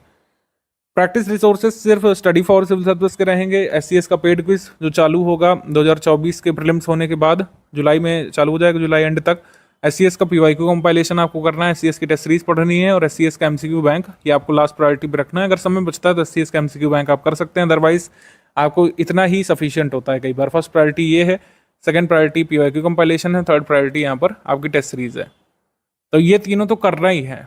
प्रायोरिटी कोई भी रखें, पहले ये करें, पहले वो करें, या पहले वो करें, ये आप डिसाइड कर सकते हैं। लेकिन 3 चीज़ें प्रैक्टिस रिसोर्सेज के रूप में कंपलसरली आपको पढ़नी ही पड़ती हैं। स्टडी फॉर सिविल सर्विस का ये कमिटमेंट जो चार्ट होता है हम लोग देते हैं, कंपाइलेशन और लिस्टिंग पीडीएफ, ये आपको 6th वर्जन अब मिलेगा 2025 के लिए। ये कब मिलेगा, इसकी डेट्स यहाँ पर प्रस्तावित लिख दी गई है। ये 28 अक्टूबर को इतिहास का मिल जाएगा, ज्योग्राफी का आपको 19 अक्टूबर को मिल जाएगा, पर्यावरण का 28 सितंबर को पहले ही मिल जाएगा, विज्ञान का 15 नवंबर को, पॉलिटी का 22 नवंबर को, इकोनॉमी का 25 नवंबर को कंपाइलेशन लिस्टिंग पीडीएफ आपको मिल जाएगा। ये टोटल प्रीलिम्स ओरिएंटेड होता है। कंपाइलेशन लिस्टिंग से मेंस का कोई लेना देना नहीं है, प्रीलिम्स ओरिएंटेड कंटेंट होता है, और प्रीलिम्स के लिए आपको इसको स्टडी करना पड़ता है। लेकिन अभी क्या पढ़ेंगे, अब आप सोचेंगे अक्टूबर तक कुछ नहीं पढ़ना है, छुट्टी, ऐसा कुछ नहीं है। अभी मैं वो चीज़ें बताने जा रहा हूँ जो आपको पढ़ना है शुरू में। एग्जाम पैटर्न या फिर परीक्षा योजना क्या है, इसके बारे में देख लेते हैं। हिंदी माध्यम में लिखा हुआ है, लेकिन सब कुछ समझ में आ जाएगा, इतना आपको समझना चाहिए। मेंस में हिंदी पेपर भी देना है। हिंदी से अंग्रेजी माध्यम वाले दूरी नहीं बनाइए, अंग्रेजी माध्यम से हिंदी माध्यम वाले दूरी नहीं बनाइए उतना। सब कुछ जो है समन्वय बना करके चलिए। सबसे पहला स्टेज आपका प्रारंभिक परीक्षा यानी कि प्रीलिम्स एग्जाम होता है। इसमें जीएस पेपर 1 का पेपर होता है, उसी से आपका मेंस डिसाइड होता है कि आप दे पाएंगे कि नहीं। कहने का मतलब है कि प्रीलिम्स का जो जीएस पेपर 1 होता है उसी का कट ऑफ बनता है, और उसी से डिसाइड होता है कि आप मेंस लिख पाएंगे या नहीं। 1/3 की निगेटिव मार्किंग दोनों ही पेपर्स में होती है, प्रीलिम्स में, जीएस पेपर 1 में भी और सीसैट पेपर में भी। सीसैट पेपर क्वालिफाइंग नेचर का होता है, 33% इसमें आपको लाने पड़ते हैं, और अगर 33% आप लाने में फेल हुए तो जीएस का पेपर आपका कितना भी अच्छा गया हो उसमें जो है नहीं माना जाएगा। तो दोनों ही पेपर्स में समन्वय बनाना है। जीएस पेपर 1 का कट ऑफ क्लियर करना है, और जीएस पेपर 2 यानी सीसैट हम लोग जो कह सकते हैं, इसमें क्वालिफाइंग मार्क्स आपको सिक्योर करना ही करना है। Post wise category wise cut off इसमें बनती है। 2023 वाली कट ऑफ आई नहीं है, फाइनल कट ऑफ 2022 वाली आ चुकी है, उसका एनालिसिस अभी दिखाएंगे। जो मेन जो कह सकते हैं खेल होता है जिससे आप एसडीएम डीवाईएसपी बनने का सपना पाल रहे हैं, वो है मेन का मतलब मेंस। तो जीएस के 6 पेपर इसमें होते हैं, ऑप्शनल अब है नहीं यूपीपीएससी में, ऑप्शनल चॉइस सो सब हट गई है। ये कंपलसरी पेपर हैं 6 कंपलसरी जीएस पेपर, इसमें 4 कन्वेंशनल वाले 1 to 4 और 5-6 जो है यूपी स्पेशल वाले पेपर हो गए हैं। और इसके लिए काफ़ी यहाँ पे प्रयास किया गया था हमारे स्टूडेंट्स प्रेशर ग्रुप्स के द्वारा। फाइनली यूपी स्पेशल जुड़ा, हमने भी इसके लिए काफ़ी सारे प्रयास किए थे एज एन इंस्टीट्यूट की। लेवल प्लेइंग फील्ड सभी स्टूडेंट को मिलना चाहिए। कई हर बार जब मार्कशीट आती थी कुछ ना कुछ विवाद होता रहता है कि फला ऑप्शनल ग्रुप को ज़्यादा लाभ मिला, इस बार फला ऑप्शनल ग्रुप को डिसएडवांटेज मिला। मार्किंग में। तो ये चीज़ें अब खत्म हो चुकी हैं। जीएस पेपर 5, जीएस पेपर 6 और जीएस 1 to 4 ये पेपर्स आपको दे रहे हैं। 2 कंपलसरी पेपर और हैं। सामान्य हिंदी का जो पेपर है ये होता है और एक निबंध का पेपर होता है। निबंध उत्तर प्रदेश में आप यूपीपीएससी के द्वारा जो ये मेंस कराया जाता है इसमें हिंदी माध्यम में लिख सकते हैं या इंग्लिश माध्यम में या उर्दू माध्यम में। 3 चॉइसेस यहाँ पर होती हैं, पेपर में ही लिखा रहता है। तो वो हिंदी, इंग्लिश, उर्दू में निबंध लिखा जा सकता है, लेकिन समान हिंदी का पेपर आपको कंपलसरली देना है। कई लोग जो यूपीएससी से यहाँ माइग्रेट होते हैं बार बार ये सवाल पूछते हैं, मैं बार बार रिप्लाई करता हूँ, एक बार फिर से कर दे रहा हूँ कि यूपीपीएससी मेंस में 150 मार्क्स का हिंदी का पेपर, समान हिंदी का आपको कंपलसरली देना होता है और इसके मार्क्स मेरिट में जुड़ते हैं। 1500 नंबर के यहाँ पर लिखित पेपर होते हैं और 1500 नंबर में हिंदी का मार्किंग यहाँ पे जोड़ी जाती है। साक्षात्कार यानी पर्सनैलिटी टेस्ट आपका 100 अंकों का होता है और फाइनल जो कट ऑफ बनती है पोस्ट वाइज कैटेगरी वाइज बनती है और इसमें न्यूनतम मार्क्स यानी कि जो मेरिट है वो आपको क्रॉस करना पड़ता है और तभी आपको जो है पोस्ट इसमें मिलती है। तो न्यूनतम मार्क्स आपको इसमें लाना पड़ता है। अधिकतम न्यूनतम का ब्यौरा जो है आयोग देता है फाइनल रिजल्ट में, तो न्यूनतम आपको लाना पड़ता है जो पोस्ट आपको चाहिए। पेपर का पैटर्न समझ लीजिए, आप समझ लेते हैं सिलेबस। जो प्रीलिम्स का समान अध्ययन का सिलेबस है वो यहाँ पे दिया हुआ है। समान अध्ययन परिशिष्ट 5 में हर बार दिया रहता है, तो इसमें आपने देखा हिंदी इंग्लिश दोनों में लिखा हुआ इतना ही सिलेबस दिया रहता है। कई लोग कंफ्यूज रहते हैं कि बस इतना ही सिलेबस है, बस इतना ही कहने के लिए है। सिलेबस बहुत बड़ा है आयोग का और कई आयोग ऐसे होते हैं जो डिटेल्ड सिलेबस देते हैं। फॉर इंस्टांस यूकेपीएससी हो गया, सीजीपीएससी हो गया, इवन झारखंड का भी जो है काफ़ी डिटेल्ड सिलेबस लिख करके आता है, उसमें काफ़ी सारा इनसाइट आपको मिलता है। तो इसमें सिलेबस पढ़ करके ही इन आयोगों में आपको अंदाजा पड़ जाता है कि क्या क्या आने वाला है, कैसा पेपर बन सकता है। जबकि यूपीपीएससी में उल्टा, यूपीपीएससी में सिलेबस से ज़्यादा कोई आइडिया नहीं मिलता है, आइडिया मिलता है प्रीवियस ईयर क्वेश्चन से। तो पीवाईक्यू से ज़्यादा आइडिया मिलता है इसमें। जैसे इसमें अगर आप देखें, इसमें करंट इवेंट्स नेशनल और इंटरनेशनल इंपॉर्टेंस के लिखे हुए हैं। On current events of national and international importance candidates will be expected to have knowledge about them. मतलब कैंडिडेट्स को राष्ट्रीय अंतर्राष्ट्रीय समसामयिकी का नॉलेज होना चाहिए, लेकिन किस तरीके की समसामयिकी, किस हद तक पूछेंगे, इसका भान आपको पीवाईक्यू देख करके ही होता है। तभी पीवाईक्यू का महत्व होता है सिलेबस को डिसर्न करने के लिए, सिलेबस को समझने के लिए। जैसे सस्टेनेबल डेवलपमेंट इसमें दिया हुआ, तो सस्टेनेबल डेवलपमेंट से लगातार क्वेश्चन एग्जाम में आ रहे हैं।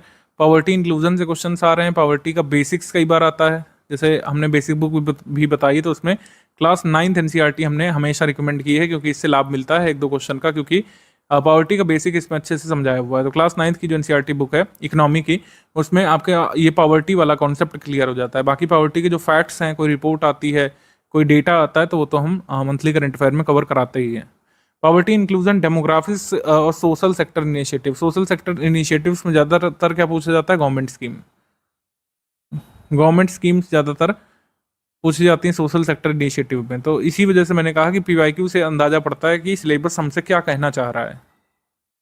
कई बार सिलेबस कभी कंफ्यूज भी करता है लोगों को। जैसे यहाँ पर लिखा हुआ है कि एक वेल एजुकेटेड पर्सन जिसके पास कोई स्पेशल क्वालिफिकेशन साइंटिफिक डिसिप्लिन का नहीं है, वो भी ऐसे क्वेश्चन का आंसर कर चुकेगा जो आयोग पूछेगा प्रीलिम्स में। ऐसा नहीं है, साइंस का अच्छा खासा आपको कवरेज रखना पड़ता है, इवन सभी सब्जेक्ट का, चाहे पॉलिटी हो चाहे इकोनॉमी हो, एक अच्छा खासा नॉलेज आपको गेन करना पड़ता है प्रीलिम्स के क्वेश्चन सही करने के लिए। तो ये सब जुमलेबाजी में मत पड़िएगा कि जनरल साइंस से तो ऐसे ही कर लेंगे चलते फिरते, ऐसा नहीं होगा, काफ़ी पढ़ना पड़ेगा यहाँ पे।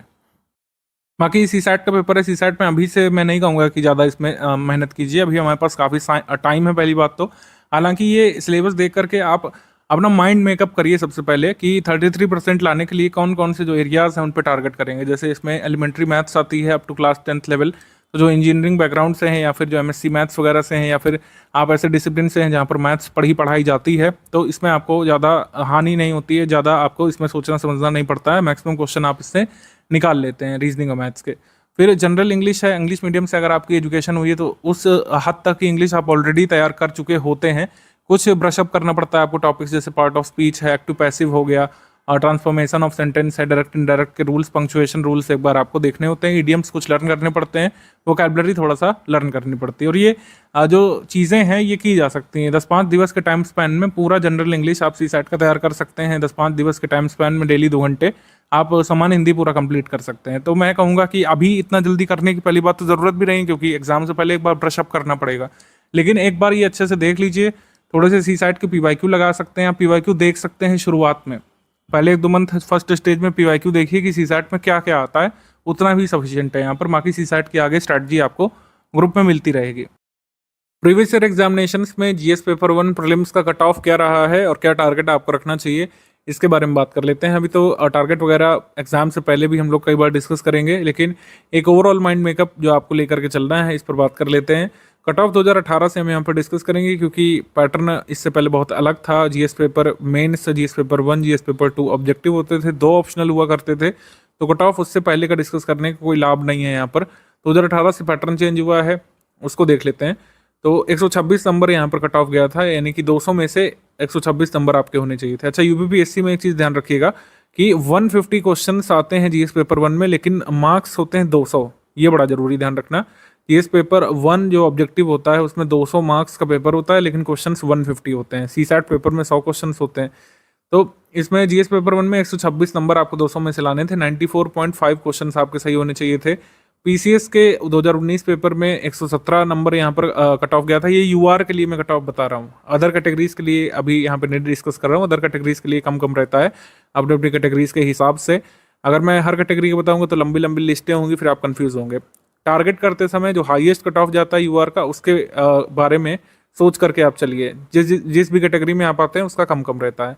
तो जीएस पेपर 1 में 2019 में 117 यहाँ पे कट ऑफ गया था। 200 मार्क्स में से 87.75 क्वेश्चंस आपको निकालने थे नेगेटिव के बाद। पीसीएस 2020 में 110 ही कट ऑफ गया था, पेपर टफ लेवल का आया था। 2021 में 115 कट ऑफ यहाँ पे गया था, और 2022 में यहाँ पर कट ऑफ गया था 112। सो इस तरीके से कट ऑफ जाता है। 2023 का आया नहीं, लेकिन इसी के राउंड आप मान सकते हैं। तो ये आपको ओवरऑल रफ टारगेट दे देती है स्ट्रैटेजी। 100 सही क्वेश्चंस का हमको टारगेट रखना है निगेटिव मार्किंग के बाद। निगेटिव मार्किंग और जो कुछ क्वेश्चंस गलत हो जाते हैं, 150 क्वेश्चंस जैसे आते हैं, लेकिन कहने को 146 ही मैं हमेशा मानता हूँ, क्योंकि 2 क्वेश्चन डिस्प्यूटेड होते हैं, बहुत डिफिकल्ट टाइप के होते हैं, उसका आंसर सिर्फ आयोग बता सकता है। 2 क्वेश्चन आप ऐसे लगा लीजिए कि जो आप उत्तर मानेंगे उससे उल्टा ही उत्तर आयोग मानेगा। तो 4 क्वेश्चन आप मान के चलिए हर बार डिस्प्यूटेड होते हैं, और इस पर ऑब्जेक्शन होता ही होता है। मॉडिफाइड की बहुत सालों बाद आती है, जैसे 2021 तक की आई थिंक मॉडिफाइड की अभी अवेलेबल है। 2022 की मॉडिफाइड की नहीं अवेलेबल है हमारे पास। 2023 वाले पेपर की नहीं अवेलेबल है। 2024 होने जा रहा है जुलाई में। तो आप मान के चलिए कि आपको 100 सही क्वेश्चंस का टारगेट लेकर के चल रहा है, और स्टडी फॉर सिविल सर्विस के स्टडी मटेरियल से और प्रैक्टिस रिसोर्सेज से किया भी जा सकता है। बार बार प्रूफ हमने अपने फ्री वाले टेलीग्राम में शेयर किए हैं। यूपीपीएससी जीएस पेपर 1 में प्रीवियस ईयर में किस सब्जेक्ट या टॉपिक से कितने क्वेश्चंस बनते हैं, इसको भी एक बार ब्रीफली देख लेते हैं, समझ लेते हैं। जैसे हिस्ट्री ऑफ इंडिया यानी कि एंशिएंट मिडिवल हिस्ट्री से कुल मिलाकर 15 क्वेश्चन आए थे 2023 में। 2022 में भी 15 क्वेश्चन इसमें आए थे, और 8 क्वेश्चन आए थे 2021 वाले पेपर में, एंड 16 क्वेश्चन 2020 वाले पेपर में। 2019 वाले में 13 सवाल इसमें आए थे। इंटरनेशनल मूवमेंट या फिर मॉडर्न हिस्ट्री से आए थे 11 प्रश्न, 9 प्रश्न, 11 प्रश्न, 6 और 9। तो इस तरीके से आप मान के चलिए 1/6 लगभग वेटेज जो होता है 28 से 29 से 30 क्वेश्चन ओवरऑल हिस्ट्री पोर्शन से बनते हैं। तो काफ़ी इंपॉर्टेंट टॉपिक होता है हिस्ट्री प्रीलिम्स एग्जाम के लिए। और इंडियन इकोनॉमी से 11 सवाल आए थे, जिसमें 7 करंट अफेयर के थे, इसमें 4 प्रश्न आए थे, इसमें करीब 2 करंट अफेयर के थे। 8 क्वेश्चन इसमें आए थे 2021 में, मोस्टली करंट अफेयर से लिंक होकर के आए थे। तो इकोनॉमी स्टैटिक और इकोनॉमी करंट अफेयर में क्या डिफरेंस होता है, इसको एक बार देख लेते हैं। इकोनॉमी स्टैटिक और इकोनॉमी करंट अफेयर क्वेश्चन में डिफरेंस होता है, जब भी हम डेफिनेशन बेस्ड क्वेश्चन या फिर एनसीईआरटी बेस्ड क्वेश्चन या फिर जो इस्टेब्लिश्ड नॉर्म्स हैं, जो नियम है, नियम कायदे कानून जो सरकार बना चुकी है, उस पर बात करते हैं, तो वो होता है आपका इकोनॉमी स्टैटिक, हम लोग उसको बोलते हैं। जैसे इसमें पूछा कि पावर्टी एस्टिमेशन का क्या मेथड भारत में फॉलो किया जाता है, तो हेड काउंट रेशियो फॉलो होता है। कैलोरी इनटेक से भी पावर्टी एस्टिमेशन भारत में हुआ है, और हाउस होल्ड कंजप्शन एक्सपेंडिचर से होता है। पर कैपिटा इनकम से भारत में कभी पावर्टी एस्टिमेशन होता नहीं, क्योंकि पर कैपिटा इनकम भारत में नहीं अवेलेबल हो पाती कई बार, और एक कुछ पैरेलल इकोनॉमीज भारत में चल रही हैं, इनफॉर्मल सेक्टर है। तो इसमें क्या होता है कि भारत में पर कैपिटा इनकम से पावर्टी एस्टिमेशन नहीं हुआ है कभी आज तक। तो ये हो गया इकोनॉमी। अब मान लीजिए पावर्टी एस्टिमेशन का कोई नया मेथड अनाउंस हो जाता है, तो वो हो जाएगा इकोनॉमी करंट अफेयर। जैसे इकोनॉमी करंट अफेयर में जो नया इकोनॉमिक सर्वे या फिर जो नया बजट आता है, उससे कई बार प्रश्न आते हैं। ये पेपर है 2020 वाले पेपर का, और इसमें बजट 2020-21 से देखिए प्रश्न पूछा गया है। कृषि की आय दोगुनी करने के लिए ग्रामीण विकास पर ध्यान केंद्रित किया गया है बजट 2020-21 में, और इसमें 16 पॉइंट प्रोग्राम कृषि सिंचाई ग्रामीण विकास के लिए यहाँ पे अनाउंस किए गए थे। तो अब आप ये मान के चलिए, अगर बजट से आपके 2025 वाले पेपर में सवाल आया, तो किस बजट से प्रश्न आएगा? बजट आएगा बजट 2025-26 से, ये आप मान के चलिए। तो बजट 2025-26 से यहाँ पे प्रश्न पूछा जाएगा, ना कि बजट 2020-21 से। तो ये हो गया इकोनॉमी करंट अफेयर। जैसे बजट से ये प्रश्न बन सकता है, 2021 वाले एक पेपर में पूछा गया था कि 2021-22 के बजट में जो जो एलोकेशन किए गए हैं उसके हिसाब से इसको क्रम से लगा दीजिए। ठीक है, तो ये हो गया। मैं आपको जो बताने की कोशिश कर रहा हूँ कि जब भी इकोनॉमी करंट अफेयर का सवाल होता है तो वो प्रश्न हर साल बदल जाएगा। आपकी बार जो सवाल आएगा 2024 वाले पेपर में या फिर आपके 2025 वाले पेपर में वो लेटेस्ट बजट से आएगा, पुराने बजट से नहीं। जैसे पुरानी कोई गवर्नमेंट स्कीम पूछी या पुरानी जो कमिटीज़ हैं पॉवर्टी एस्टिमेशन संबंधित या फिर किसी अन्य कार्य के लिए बनाई गई कमेटी, उससे संबंधित अगर चीज़ें पूछेंगे तो उसको हम लोग कहेंगे इकोनॉमी करंट अफेयर। जैसे पुरानी स्कीम्स इसमें पूछिए, नाबार्ड की स्थापना कब हुई, किसान क्रेडिट कार्ड कब आया था, और establishment of regional rural bank ये कब कब हुआ था, तो ये आपका इकोनॉमी स्टैटिक हो गया। इकोनॉमी में डेफिनेशन बेस्ड क्वेश्चन की कोर इन्फ्लेशन क्या होता है, हेडलाइन इन्फ्लेशन क्या होता है, WPI क्या होता है, CPI क्या होता है, ठीक है, एब्सोल्यूट पॉवर्टी किसे कहते हैं, ये सब जो चीज़ें डेफिनेशन बेस्ड है, जो इस्टेब्लिश डेफिनेशन है उसको हम लोग बोलेंगे इकोनॉमी स्टैटिक, और जो नवीन चीज़ें पूछेंगे उसको बोलेंगे इकोनॉमी करंट अफेयर। जैसे अगर आपसे पूछें कि रिप्लेसमेंट लेवल फर्टिलिटी की वैल्यू क्या होती है, तो ये हो जाएगा 2.1, ये स्टैटिक हो गया। लेकिन अभी भारत में पूछें कि TFR कितनी चल रही है, जैसे पूछा प्रीवियस ईयर में 2015-16 के हिसाब से, अगर 19-20 के हिसाब से पूछें तब ये आंसर डिफरेंट हो जाएगा, तो इसको हम लोग बोलेंगे economy current affair. General science के इसमें क्वेश्चन ज़्यादा आते हैं। साइंस टेक्नोलॉजी क्वेश्चन UPPSC में कम आते हैं। साइंस टेक्नोलॉजी जैसे UPSC में आजकल ज़्यादा पूछी जा रही है, इसमें जनरल साइंस आती है। जनरल साइंस और साइंस टेक में क्या अंतर है इसको भी देख लेते हैं थोड़ा सा। जनरल साइंस का मतलब हो गया जो हम चीज़ें डेफिनेशंस NCERT में पढ़ते हुए आ रहे हैं, जो इस्टेब्लिश्ड चीज़ें हैं, जैसे कौन क्या होता है, हमारे बॉडी की वर्किंग कैसी होती है, कौन से केमिकल का क्या यूज़ है। जैसे आपसे पूछ लें कि वुड स्पिरिट जो है किसे कहते हैं, वुड स्पिरिट, वुड स्पिरिट क्या है, मिथाइल एल्कोहल है, मिथाइल एल्कोहल इसी को बोलते हैं, और इसी को बोलते रहेंगे जब तक ये बदल नहीं दिया जाता। जबकि जो टेक्नोलॉजी है वो लगातार चेंज हो रही है। AI आया है, फिर आपने देखा कई सारे GPT सिस्टम आ गए हैं। GPT का फुल फॉर्म आपसे पूछ लें, या फिर जो कई सारे लार्ज लैंग्वेज मॉडल्स आ गए हैं, लार्ज लैंग्वेज मॉडल्स, LLM जिसको बोलते हैं। कई सारे नए रोबोट्स, चैटबॉट्स लॉन्च किए जा रहे हैं, तो ये तो लगातार बदल रहे हैं ना। जैसे ChatGPT किसका था, OpenAI का था। फिर गूगल ने अपना कौन सा लॉन्च किया है, बार्ड लॉन्च किया है। एलॉन मस्क ने अपनी कंपनी का अलग लॉन्च किया है। तो इन सब के नाम जो है ये तो हम नहीं पढ़ सकते हैं पहले से किसी बुक में, ये तो नवीन टेक्नोलॉजी है जो जनरली इवॉल्व हो रही है। भारत का जो चंद्रयान मिशन है वो कंप्लीट हो चुका है, अब हम गगनयान की ओर देख रहे हैं, समुद्रयान की ओर देख रहे हैं। नए नए मिशन आ रहे हैं। भारत ने जो अपना लक्ष्य रखा है अपना इंटरनेशनल स्पेस सेंटर स्थापित करने का, वो कब तक का है, ये सब चीज़ें नवीन टेक्नोलॉजी है। और जो हमारी बॉडी की वर्किंग है, जो केमिकल फार्मूलाज है जो हम लोग पढ़ते हुए आ रहे हैं, किस राशि का क्या यूनिट होता है, वो सारी चीज़ें, किस हम लोग क्वांटिटी से क्या क्या मापते हैं। जैसे 2021 वाले पेपर में पूछा था कि ब्लड ग्लूकोज लेवल किससे मापते हैं, तो ये सारी चीज़ें ये स्टैटिक इकोनॉमी, स्टैटिक साइंस या फिर जनरल साइंस में आ जाएंगे। और जो टेक्नोलॉजी लगातार इवॉल्व हो रही है, जैसे कार्बन फाइबर्स हैं, काफ़ी चर्चा में है कार्बन फाइबर्स। ये किसी NCERT बुक में दिया नहीं था, क्योंकि NCERT जब छपी तब कार्बन फाइबर अस्तित्व में नहीं था, लेकिन अब ये चर्चा में है क्योंकि ये स्टील जितना मजबूत है और प्लास्टिक से भी हल्का है। ठीक है, तो ये कार्बन फाइबर अब चर्चा में आया है। हमने यहाँ पे क्या पढ़ा है अपने जनरल साइंस में बुक्स में, पॉलीमर्स पढ़े हैं, पॉलीमर्स पढ़े हैं। तो ये हो गया पॉलीमर क्या हो गया, ये जनरल साइंस हो गया, और कार्बन फाइबर क्या हो गया, साइंस टेक्नोलॉजी हो गया। तो जनरल साइंस के आपके 19 सवाल, 22 सवाल, 24, 11, 22 इस तरीके से आते हैं। साइंस टेक्नोलॉजी वाले प्रश्न हमारे मंथली करंट अफेयर से कवर हो जाते हैं, तो उसको अलग से आपको पढ़ने की ज़रूरत नहीं पड़ती। मंथली करंट अफेयर में ऑलरेडी एक सेक्शन अब हमारे मैगजीन में होने लगा है साइंस टेक्नोलॉजी वाला, उससे कवर हो जाते हैं सारे सवाल। इंडियन पॉलिटी के 22 प्रश्न इसमें, 16 प्रश्न इसमें, 26 इसमें, 20 इसमें और 22 इसमें, इस तरीके से आए, मतलब 20 के अराउंड पॉलिटिक्स सवाल आने ही आने हैं। इंडियन ज्योग्राफी, वर्ल्ड ज्योग्राफी 21 से लेकर 22-23 प्रश्न इसमें कई बार आ जाते हैं। 21 इधर आए, 18, 16, 16, 18 इस तरीके से प्रश्न आए।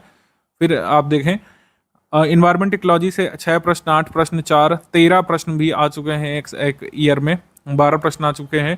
यूपी जी के यूपी करंट अफेयर से 6-7 सवाल आते हैं, ये यहाँ पे दिया हुआ है। नेशनल इंटरनेशनल करंट अफेयर से 29 से 30 सवाल आते हैं, कभी 33 भी आए हैं, 28 भी आए हैं, 29, 30 इस तरीके का होता है।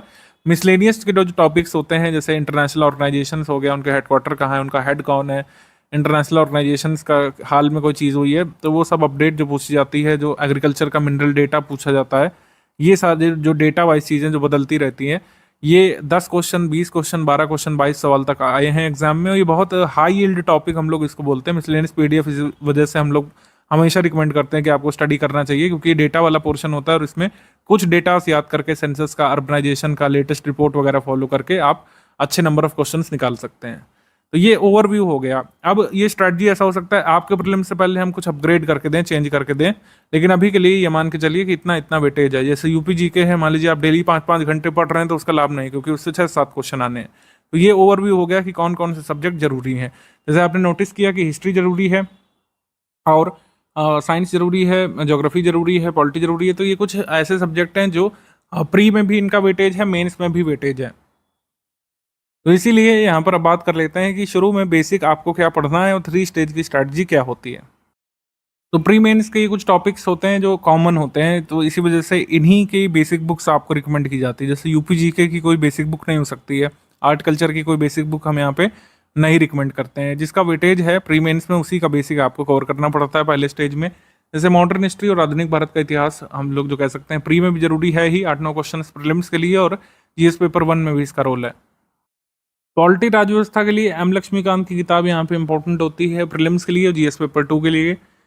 आर्ट कल्चर में सिर्फ मेंस में आता है, इस वजह से प्रारंभिक परीक्षा में जो तथ्य वगैरह होते हैं उसके लिए हम छोटी सी पीडीएफ दे देते हैं, फैक्चुअल लिस्टिंग उसी से कवर हो जाता है। बहुत बेसिक यहाँ पे आर्ट कल्चर में नहीं बनाना है। और ज्योग्राफी के लिए प्री में भी इसमें वेटेज है, फिजिकल ज्योग्राफी का जीएस पेपर 1 में भी है। इन्वायरमेंट में प्री और जीएस 3 मेंस में बेसिकली अपडेट्स इसमें पूछे जाते हैं। कोई स्कीम आ गई इन्वायरमेंटल डिग्रेडेशन के बारे में, विवेचना करने को आ सकता है। तो इन्वायरमेंट का बेसिक्स आता है प्रीलिम्स में और कॉन्सेप्ट आता है मेंस में, अप्लाइड जिसको हम लोग बोलते हैं। साइंस इसमें आती है प्रीलिम्स में, लेकिन साइंस टेक आती है जीएस 3 मेंस में। करंट अफेयर के लिए सिर्फ स्टडी फॉर सिविल सर्विस को फॉलो करिए प्री मेंस, और इंटरव्यू तक के लिए पूरा support study for civil service का आपको मिलता रहेगा। कैसे क्या पढ़ना है, क्या वेटेज है और किस पीडीएफ का क्या महत्व है, हम पहले ही डिस्कस कर चुके हैं। कुछ बेसिक बुक्स की रीडिंग रिकमेंडेड है और वो बेसिक बुक हमने शेयर भी कर दी है आपके ग्रुप में, आप देखेंगे। अभी मैं टॉपिक वाइज किस सब्जेक्ट के लिए कौन सी बुक है वो भी बता दूंगा, लेकिन ये समझिए कि पॉलिटी के लिए एम लक्ष्मीकांत की किताब यहाँ पे ज़रूरी है और रिकमेंडेड है, क्योंकि मेंस में भी इसका महत्व है। आपको प्रीलिम्स में भी पढ़ना है और मेंस में भी आपको हेल्प करती है। ओवरऑल अंडरस्टैंडिंग आपकी बन जाएगी। बाकी प्रीलिम्स के लिए कंपाइलेशन लिस्टिंग जो आएगी 6th वर्जन, वो आपके लिए सफिशिएंट होगी। फिर ज्योग्राफी के लिए कक्षा 6 से 12 तक की न्यू एनसीईआरटी बुक्स यहाँ पे रिकमेंडेड होती हैं। अगर आप 6 से 12 नहीं करते तो कम से कम 9 से 12 यहाँ पर रिकमेंडेड होता है, लेकिन 6 से भी कर लेंगे तो कोई इसमें घाटा नहीं है। अभी तो किया जा सकता है, अगर आपका टारगेट 2025 ही है तो आराम से सब चीज़ें कंप्लीट की जा सकती हैं। बहुत शनय शनय आप कंप्लीट कर सकते हैं बिना किसी जल्दीबाजी के। तो ये हो गया। और फिर अगर देखें तो हिस्ट्री में ओल्ड एनसीईआरटी बुक्स 3 खाली रिकमेंडेड है। एंशिएंट के लिए यानी प्राचीन भारत के इतिहास के लिए आर एस शर्मा किताब, मध्यकालीन के लिए सतीश चंद्रा की, मॉडर्न के लिए बिपिन चंद्रा की किताब। इकोनॉमी के लिए क्लास 9 से लेकर 12th रिकमेंडेड है, माइक्रो इकोनॉमिक्स केवल। लेकिन अगर सिर्फ 9th वाली भी कर लेंगे, क्योंकि इसमें कह सकते हैं एम्प्लॉयमेंट और पॉवर्टी के बारे में है, तो उतना भी बेसिक सफिशिएंट है। बाकी क्लास 9 से 12 तक का पूरा समरी भी हम दे देते हैं, तो अलग अलग बुक पढ़ने की ज़रूरत नहीं होती है। अब देखिए सब्जेक्ट वाइज क्या कैसे पढ़ना है इसको समझ लीजिए, क्योंकि ये सवाल बार बार पूछा जाता रहता है कि सर सब्जेक्ट वाइज कैसे क्या पढ़ें। हिस्ट्री के लिए क्या करना है? हिस्ट्री के लिए जो ऊपर बेसिक बुक बताई गई है उसकी एक रीडिंग करना है। एंशिएंट के लिए आर एस शर्मा की, मिडवेल के लिए सतीश चंद्रा की, एस चंद्रा की, और मॉडर्न के लिए जो कह सकते हैं बिपिन चंद्रा की किताब है। अगर आपके पास बिपिन चंद्रा नहीं है स्पेक्ट्रम में तो उससे भी कंप्लीट कर सकते हैं अगर चाहें तो। वैसे बिपिन चंद्रा आपको करना चाहिए, क्योंकि बहुत ज़्यादा फैक्ट में नहीं डूबना है शुरू से, आपको बेसिक स्टोरी लाइन बनानी है हिस्ट्री के लिए। अच्छा, कुछ लोग समझते हैं कि इन किताबों से क्या पेपर में हो जाएगा, ऐसा कुछ नहीं। ये सब बेसिक बनाने के लिए है और बेसिक बनाना ज़रूरी है, तभी आपको कंपाइलेशन लिस्टिंग का मैक्सिमम बेनिफिट मिलता है। तो क्या करना है, आपको बेसिक बुक की रीडिंग करनी है एक बार। फिर क्या कर सकते हैं, स्टडी फॉर सिविल सर्विस का पापा वीडियो एंशिएंट का, मिडविल का, मॉडर्न का कवर कर सकते हैं रिवीजन के लिए। अगर वीडियो आपको लंबा लगता है, वीडियो देखने का आपके पास कोई टाइम नहीं है, तो आप क्या कर सकते हैं कि जो बेसिक बुक है उसकी आप एक बार रीडिंग कर लीजिए और हिस्ट्री के जो क्वेश्चन है उनको लगा लीजिए, और जो समरी पीडीएफ है हिस्ट्री की उसको एक बार रीड कर लीजिए, वो भी सफिशिएंट है। पापा वीडियो आप स्किप कर सकते हैं। अगर पापा वीडियो देखते हैं तो समरी स्किप कर सकते हैं। कोई भी एक काम आप करिए, हिस्ट्री के क्वेश्चंस लगाते रहिए, फिर आपको कंपाइलेशन लिस्टिंग मिल जाएगी सेकंड स्टेज के कंप्लीट होते ही। और फिर जो है आप कंपाइलेशन लिस्टिंग पढ़ते रह सकते हैं, क्विज के क्वेश्चंस करिए, पीवाईक्यू करिए। इस तरीके से हिस्ट्री प्रीलिम्स के लिए पूरी होगी। अब ज्योग्राफी के लिए सुनिए। ज्योग्राफी के लिए एनसीईआरटी 6 से 12th बेसिक बुक आपको कंप्लीट करनी चाहिए, बिल्कुल की भी जा सकती है। सभी का क्लास वाइज पापा वीडियो बना हुआ है। अगर आपको लगता है कभी बुक नहीं पढ़े हैं ज्योग्राफी की, तो क्या करिए, पापा वीडियो देख डालिए एक बार पहले और फिर बुक पढ़ना शुरू करिए, आपको सब चीज़ें अच्छे समझ में आएगी। बुक में भी कोई लेटेस्ट अपडेट नहीं फॉलो करिए कि अरे सर इसमें तो जुपिटर के सैटेलाइट ही गलत लिखे हुए हैं। देखिए एनसीईआरटी से बेसिक बनाना है, आपको फैक्ट नहीं कवर करना है। फैक्ट अवॉइड करिए। एनसीईआरटी में कोई फैक्ट लिखा हुआ है कि जो है भारत में इस राज्य में सबसे ज्यादा ये पाया जाता है, उसको इग्नोर करिए। वो सब तो हम देंगे आपको मिसलेनियस में, सारे आंकड़े करंट अफेयर में सब चीजें कवर करेंगे। यहाँ पर बेसिक समझिए। बेसिक मतलब रिवर की अवधारणा क्या है, रिवर कहाँ से निकलती है, माउंटेन कैसे बनते हैं, टेथीस सी क्या है, हिमालय कैसे बने हैं, पेनिनसुलर प्लेट्यू कितने भागों में डिवाइडेड है, ये सब जो बेसिक चीजें जो कई बार आप लोग स्किप कर देते हैं, उसमें समस्या होती है। तो आपको समझ में आ गया होगा कि बेसिक बुक से बेसिक यहाँ पे कवर करना है। फैक्चुअल के लिए चिंता मत करिए, फैक्ट्स तो बहुत सारे आपको दिए जाएंगे कंपाइलेशन लिस्टिंग के फॉर्म में, आपको क्विज कराई जाएगी, टेस्ट सीरीज में बहुत सारे फैक्ट जो जरूरी वाले सब कराए जाएंगे। लेकिन अभी बेसिक बनाइए। बेसिक के बिना फिर फैक्ट तैयार करने में लोगों को बहुत समस्या होती है, जो अभी बैठे रहते हैं और फिर सोचते हैं कि बस क्या है, कंपाइलेशन लिस्टिंग पढ़ के प्रीलिम्स निकाल देंगे। तो उनका क्या रहता है कि ना प्रीलिम्स अच्छे से निकल पाता है, मान लीजिए निकल भी गया तो वो मेंस का नहीं कर पाते हैं। बेसिक जरूरी है, इसके लिए बेसिक को इग्नोर नहीं करिए। मैं रिपीट कर देता हूँ, 6 से 12 तक की बेसिक बुक्स आपको एनसीईआरटी वाली न्यू जो दी गई हैं, जिसकी पीडीएफ आपको ग्रुप में दे दी गई है, हिंदी इंग्लिश में अलग अलग, उसको कवर कर लीजिए। उसके बाद स्टडी फॉर सिविल सर्विसेज की लिस्टिंग कंपाइलेशन यहाँ पे सफिशिएंट होगी। ज्योग्राफी के क्वेश्चन बैंक आप लगा सकते हैं, पीवाईक्यू लगा सकते हैं इसको कंप्लीट करने के बाद, और कंपाइलेशन लिस्टिंग का वेट कर लीजिए। जब तक नहीं होता तब तक इसको रिवाइज करते रहिए। पॉलिटी के लिए लक्ष्मीकांत सिर्फ एक किताब जो बताई गई, जो आपको बाहर से लेना है। लक्ष्मीकांत की बुक हम नहीं शेयर कर सकते हैं अपने पेड ग्रुप में, क्योंकि वो कॉपीराइटेड मटेरियल है, किसी और का कॉपीराइट है। आप उसको खुद परचेज करिए शॉप से। आप 6th एडिशन ले सकते हैं, 7th भी अब आ गया उसका। कुछ चैप्टर्स यूपीएससी के लिए जो जुड़े हैं 7th में, वो बहुत ज़्यादा इंपॉर्टेंट नहीं है, 6th से भी काम हो जाएगा जिनके पास 6th है। उससे आप बारीकी समझने की कोशिश करिए। जो पॉलिटी है, इंडियन पॉलिटी का जो बेसिक्स है उसकी समझने की कोशिश करिए। प्रीलिम्स में ज़्यादातर लिस्टिंग्स ऑफ फैक्ट आते हैं, तो लेकिन जीएस पेपर 2 जो है उसके लिए अवधारणाएं बनाने के लिए बहुत ज़रूरी है लक्ष्मीकांत की रीडिंग। लक्ष्मीकांत की बुक पढ़ने के बाद पॉलिटी के टॉप 500 क्वेश्चन हमने प्रैक्टिस के लिए दिए हैं, उसको आप फॉलो कर सकते हैं। तब तक फिर कंपाइलेशन लिस्टिंग आ जाएगी, उससे आप प्रीलिम्स के लिए रिवाइज करते रहिए। विज्ञान के लिए स्टडी फॉर सिविल सर्विसेज के लिए पापा वीडियो की पीडीएफ हमने दे दी है, उससे आप बेसिक बनाइए।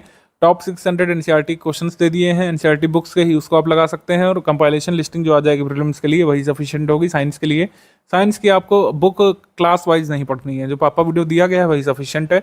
और पापा वीडियो नहीं पढ़ सकते हैं, पापा वीडियो की पीडीएफ भी हमने बना करके दे दी है। इन्वायरमेंट के लिए स्टडी फॉर सिविल सर्विस की समरी पीडीएफ, टॉप 400 क्वेश्चंस फिलहाल दे दिए गए हैं, इतना ही सफिशिएंट है अभी के लिए। स्टडी फॉर सिविल सर्विस की समरी से बेसिक बनाइए, क्वेश्चंस की प्रैक्टिस कर लीजिए।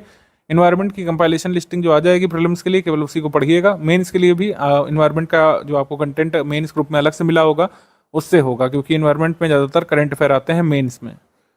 अर्थव्यवस्था के लिए हमने बताया क्लास 9 से 12 तक की मैक्रो इकोनॉमिक्स की समरी हमने दे दी है। अगर बुक पढ़ना चाहते हैं तो 9th की जरूर पढ़ लीजिए, अदरवाइज बुक्स आप स्किप करके जो ये समरी दी हुई है ना, इसको पढ़ लीजिए आप। और फिर इकोनॉमी की हमने बेसिक फैक्ट की डेफिनेशन की कंपाइलेशन दे दी है स्टैटिक इकोनॉमी के लिए। मतलब स्टैटिक इकोनॉमी आप लोग अगर सोच रहे हो कि कैसे तैयार करें, तो जो इकोनॉमी की हमने कंपाइलेशन पीडीएफ दे दी है ग्रुप की शुरुआत में ही, उससे आपकी स्टैटिक इकोनॉमी और जो बेसिक कॉन्सेप्ट है वो कवर हो जाएंगे इकोनॉमी के। आप इन्फ्लेशन की डेफिनेशन नहीं जानते हैं, आप अगर WPI नहीं जानते हैं, कितने इंडेक्सेस आते हैं, कोर इंडस्ट्रीज भारत की कौन कौन सी है, भारत की इंडस्ट्रियल पॉलिसी कितनी बार रिवाइज हुई है, ये सारी चीज़ें सब इसमें बेसिक इकोनॉमी कंपाइलेशन में कवर करा दी गई है। तो करंट अफेयर इकोनॉमी का कैसे कवर होगा? करंट अफेयर कवर होगा जब यूनियन बजट, यूपी बजट, ये सब आपको नया दिया जाएगा। इकोनॉमिक सर्वे जो सरकार द्वारा नया जारी किया जाएगा 2025 वाला, वो दिया जाएगा। बजट 2025 वाला जरूरी है, हालांकि 24 वाला भी आपको मिल जाएगा रेफरेंस के लिए, अच्छे समझने के लिए।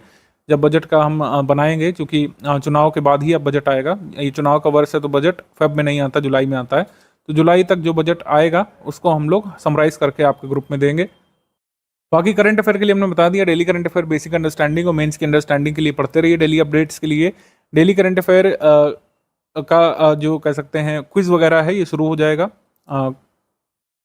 क्विज ग्रुप आपका शुरू होगा 2024 के प्रीलिम्स होने के बाद, मतलब जुलाई एंड तक आप मान के चलिए आपका क्विज ग्रुप शुरू हो जाएगा। मंथली करंट अफेयर पीडीएफ हर माह के अंत में भेजी जाती है, प्रारंभिक परीक्षा में पूछे जाने वाले सवालों को कवर करती है, तो वो आपको कवर करते रहना है। जैसे जैसे दी जा रही है उसको कवर करते रहिए। मिसलेनियस टॉपिक्स जो अपडेटेड अभी तक हैं वो हमने दे दिए हैं। 2025 में आपको पेपर है, कई आंकड़े कई बार बदल जाते हैं, तो जो भी अपडेट होगा, मान लीजिए ISFR नई आएगी आपके एग्जाम के लिए, वो आपको अपडेट करके दी जाएगी। यूपी स्पेशल में यूपी स्टैटिक जीके आती है, यूपी करंट अफेयर आती है। तो यूपी स्टैटिक जीके और यूपी जीके के टॉप 1000 क्वेश्चन ये स्टैटिक के लिए हैं। बाकी यूपी करंट अफेयर आपके ग्रुप में आता रहेगा। यूपी बजट, यूपी का कोई भी अपडेट आ गया, कोई रिपोर्ट आ गई, वो आपके ग्रुप में मिलता रहेगा। यूपी स्टैटिक इससे कवर होगा, यूपी स्टैटिक के नोट से और 1000 क्वेश्चन से। स्टैटिक मतलब उत्तर प्रदेश कितने इकोनॉमिकल जोन्स में डिवाइडेड है, कितने इकोलॉजिकल जोन्स में डिवाइडेड है, ठीक है। उत्तर प्रदेश में कितने बर्ड सेंचुरी हैं अभी तक, उत्तर प्रदेश में रामसर साइट कितने, ये सब स्टैटिक के नोट्स में कवर है। और उत्तर प्रदेश का जितना भी करंट अफेयर है वो आपको मंथली बेसिस पर मिलता रहेगा। तो आई होप अब सब्जेक्ट वाइज क्लियर होगा क्या कैसे करना है। प्रायोरिटी वगैरह अभी आप छोड़ सकते हैं, क्योंकि अभी एकदम तो नज़दीक है नहीं प्रीलिम्स, अभी काफ़ी टाइम है हमारे पास। अभी तो आपको स्टडी ओरिएंटेशन बनाना है, तो ये प्रायोरिटी वाला छोड़ दीजिए। अभी किस तरीके से कैसे सब्जेक्ट वाइज आपको स्टडी करना है ये समझिए। अगर आप 2025 के फुल पेड ग्रुप में हैं, या फिर ओनली टेस्ट सीरीज वाले ग्रुप में हैं, या फिर test series with current affair वाले पेड बैच में हैं, तो इस तरीके से आपके टेस्ट होंगे। 1 सितंबर 2024 से शुरू होगा। पहले सेक्शनल टेस्ट होने हैं, 20 section wise test, 15 full length test होने हैं। सेक्शनल टेस्ट इस तरीके से होंगे, एंशिएंट हिस्ट्री का पहले होगा। सब्जेक्ट या फिर जो आपको स्टडी मटेरियल तैयार करना है उसके बारे में लिखा है, R S Sharma basic NCERT book plus study for civil service summary. तो इस तरीके से आपका पहला टेस्ट होगा। 7 को फिर दूसरा, 13 सितंबर को बाद में। तो ये पूरी डेट दी हुई है। अब इसमें कुछ परिवर्तन हम लोग कर सकते हैं। कभी भी कोई अगर परिवर्तन होगा डेट्स में, तो आपको मैसेज जो है आपके क्विज वाले ग्रुप में मिल जाएगा, या फिर आपको पेड ग्रुप में बता दिया जाएगा। जिस दिन टेस्ट होता है 8 बजे टेस्ट की पीडीएफ आपके ग्रुप में आती है। टेस्ट जो है हम ओएमआर फॉर्मेट में करवाते हैं, मतलब एक डमी ओएमआर आपको दिया जाएगा, उसमें आपको करना पड़ेगा। यूपीपीएससी का प्रीलिम्स एग्जाम आपको हर हाल में ऑफलाइन मोड में ही देना है, ऑनलाइन एग्जाम होता नहीं है स्टेट पीसीएस का कभी भी, ठीक है। तो आपको ये ओएमआर पर ही करना होगा। ये ऐप वगैरह में हम टेस्ट सीरीज नहीं कराते, जिससे ओएमआर में अगर आपको एक्चुअल पेपर देना है तो ओएमआर में आपको प्रैक्टिस भी करनी चाहिए। मतलब आप अगर ऑनलाइन भी ले रहे हैं तब भी आपको ओएमआर पर ही अटेम्प्ट करना चाहिए। ये हमारा रिकमेंडेशन होता है। जिस मोड में आप परीक्षा देने जा रहे हैं उसी मोड में आपको तैयारी करनी चाहिए। जैसे पेड क्विज है वो तो ऑनलाइन ही हो सकती है, उसका अपना बेनिफिट है। टेस्ट सीरीज आपको क्वेश्चन पेपर चाहे तो प्रिंट करके कर सकते हैं, चाहे इसको ऑनलाइन कर सकते हैं ओएमआर में भर करके। एक डमी ओएमआर हम आपको देंगे, उसको चाहे तो प्रिंट कर सकते हैं, तो मार्केट में ओएमआर अवेलेबल होती है। जिस भी तारीख को होगा टेस्ट की पीडीएफ आएगी, क्वेश्चन पेपर, आप उसको अटेम्प्ट करिए। फिर आंसर शीट आ जाएगी आपकी, आंसर शीट दी हुई होगी, जहाँ जहाँ पर जरूरी होगा रेलिवेंट एक्सप्लेनेशन भी दिया रहता है।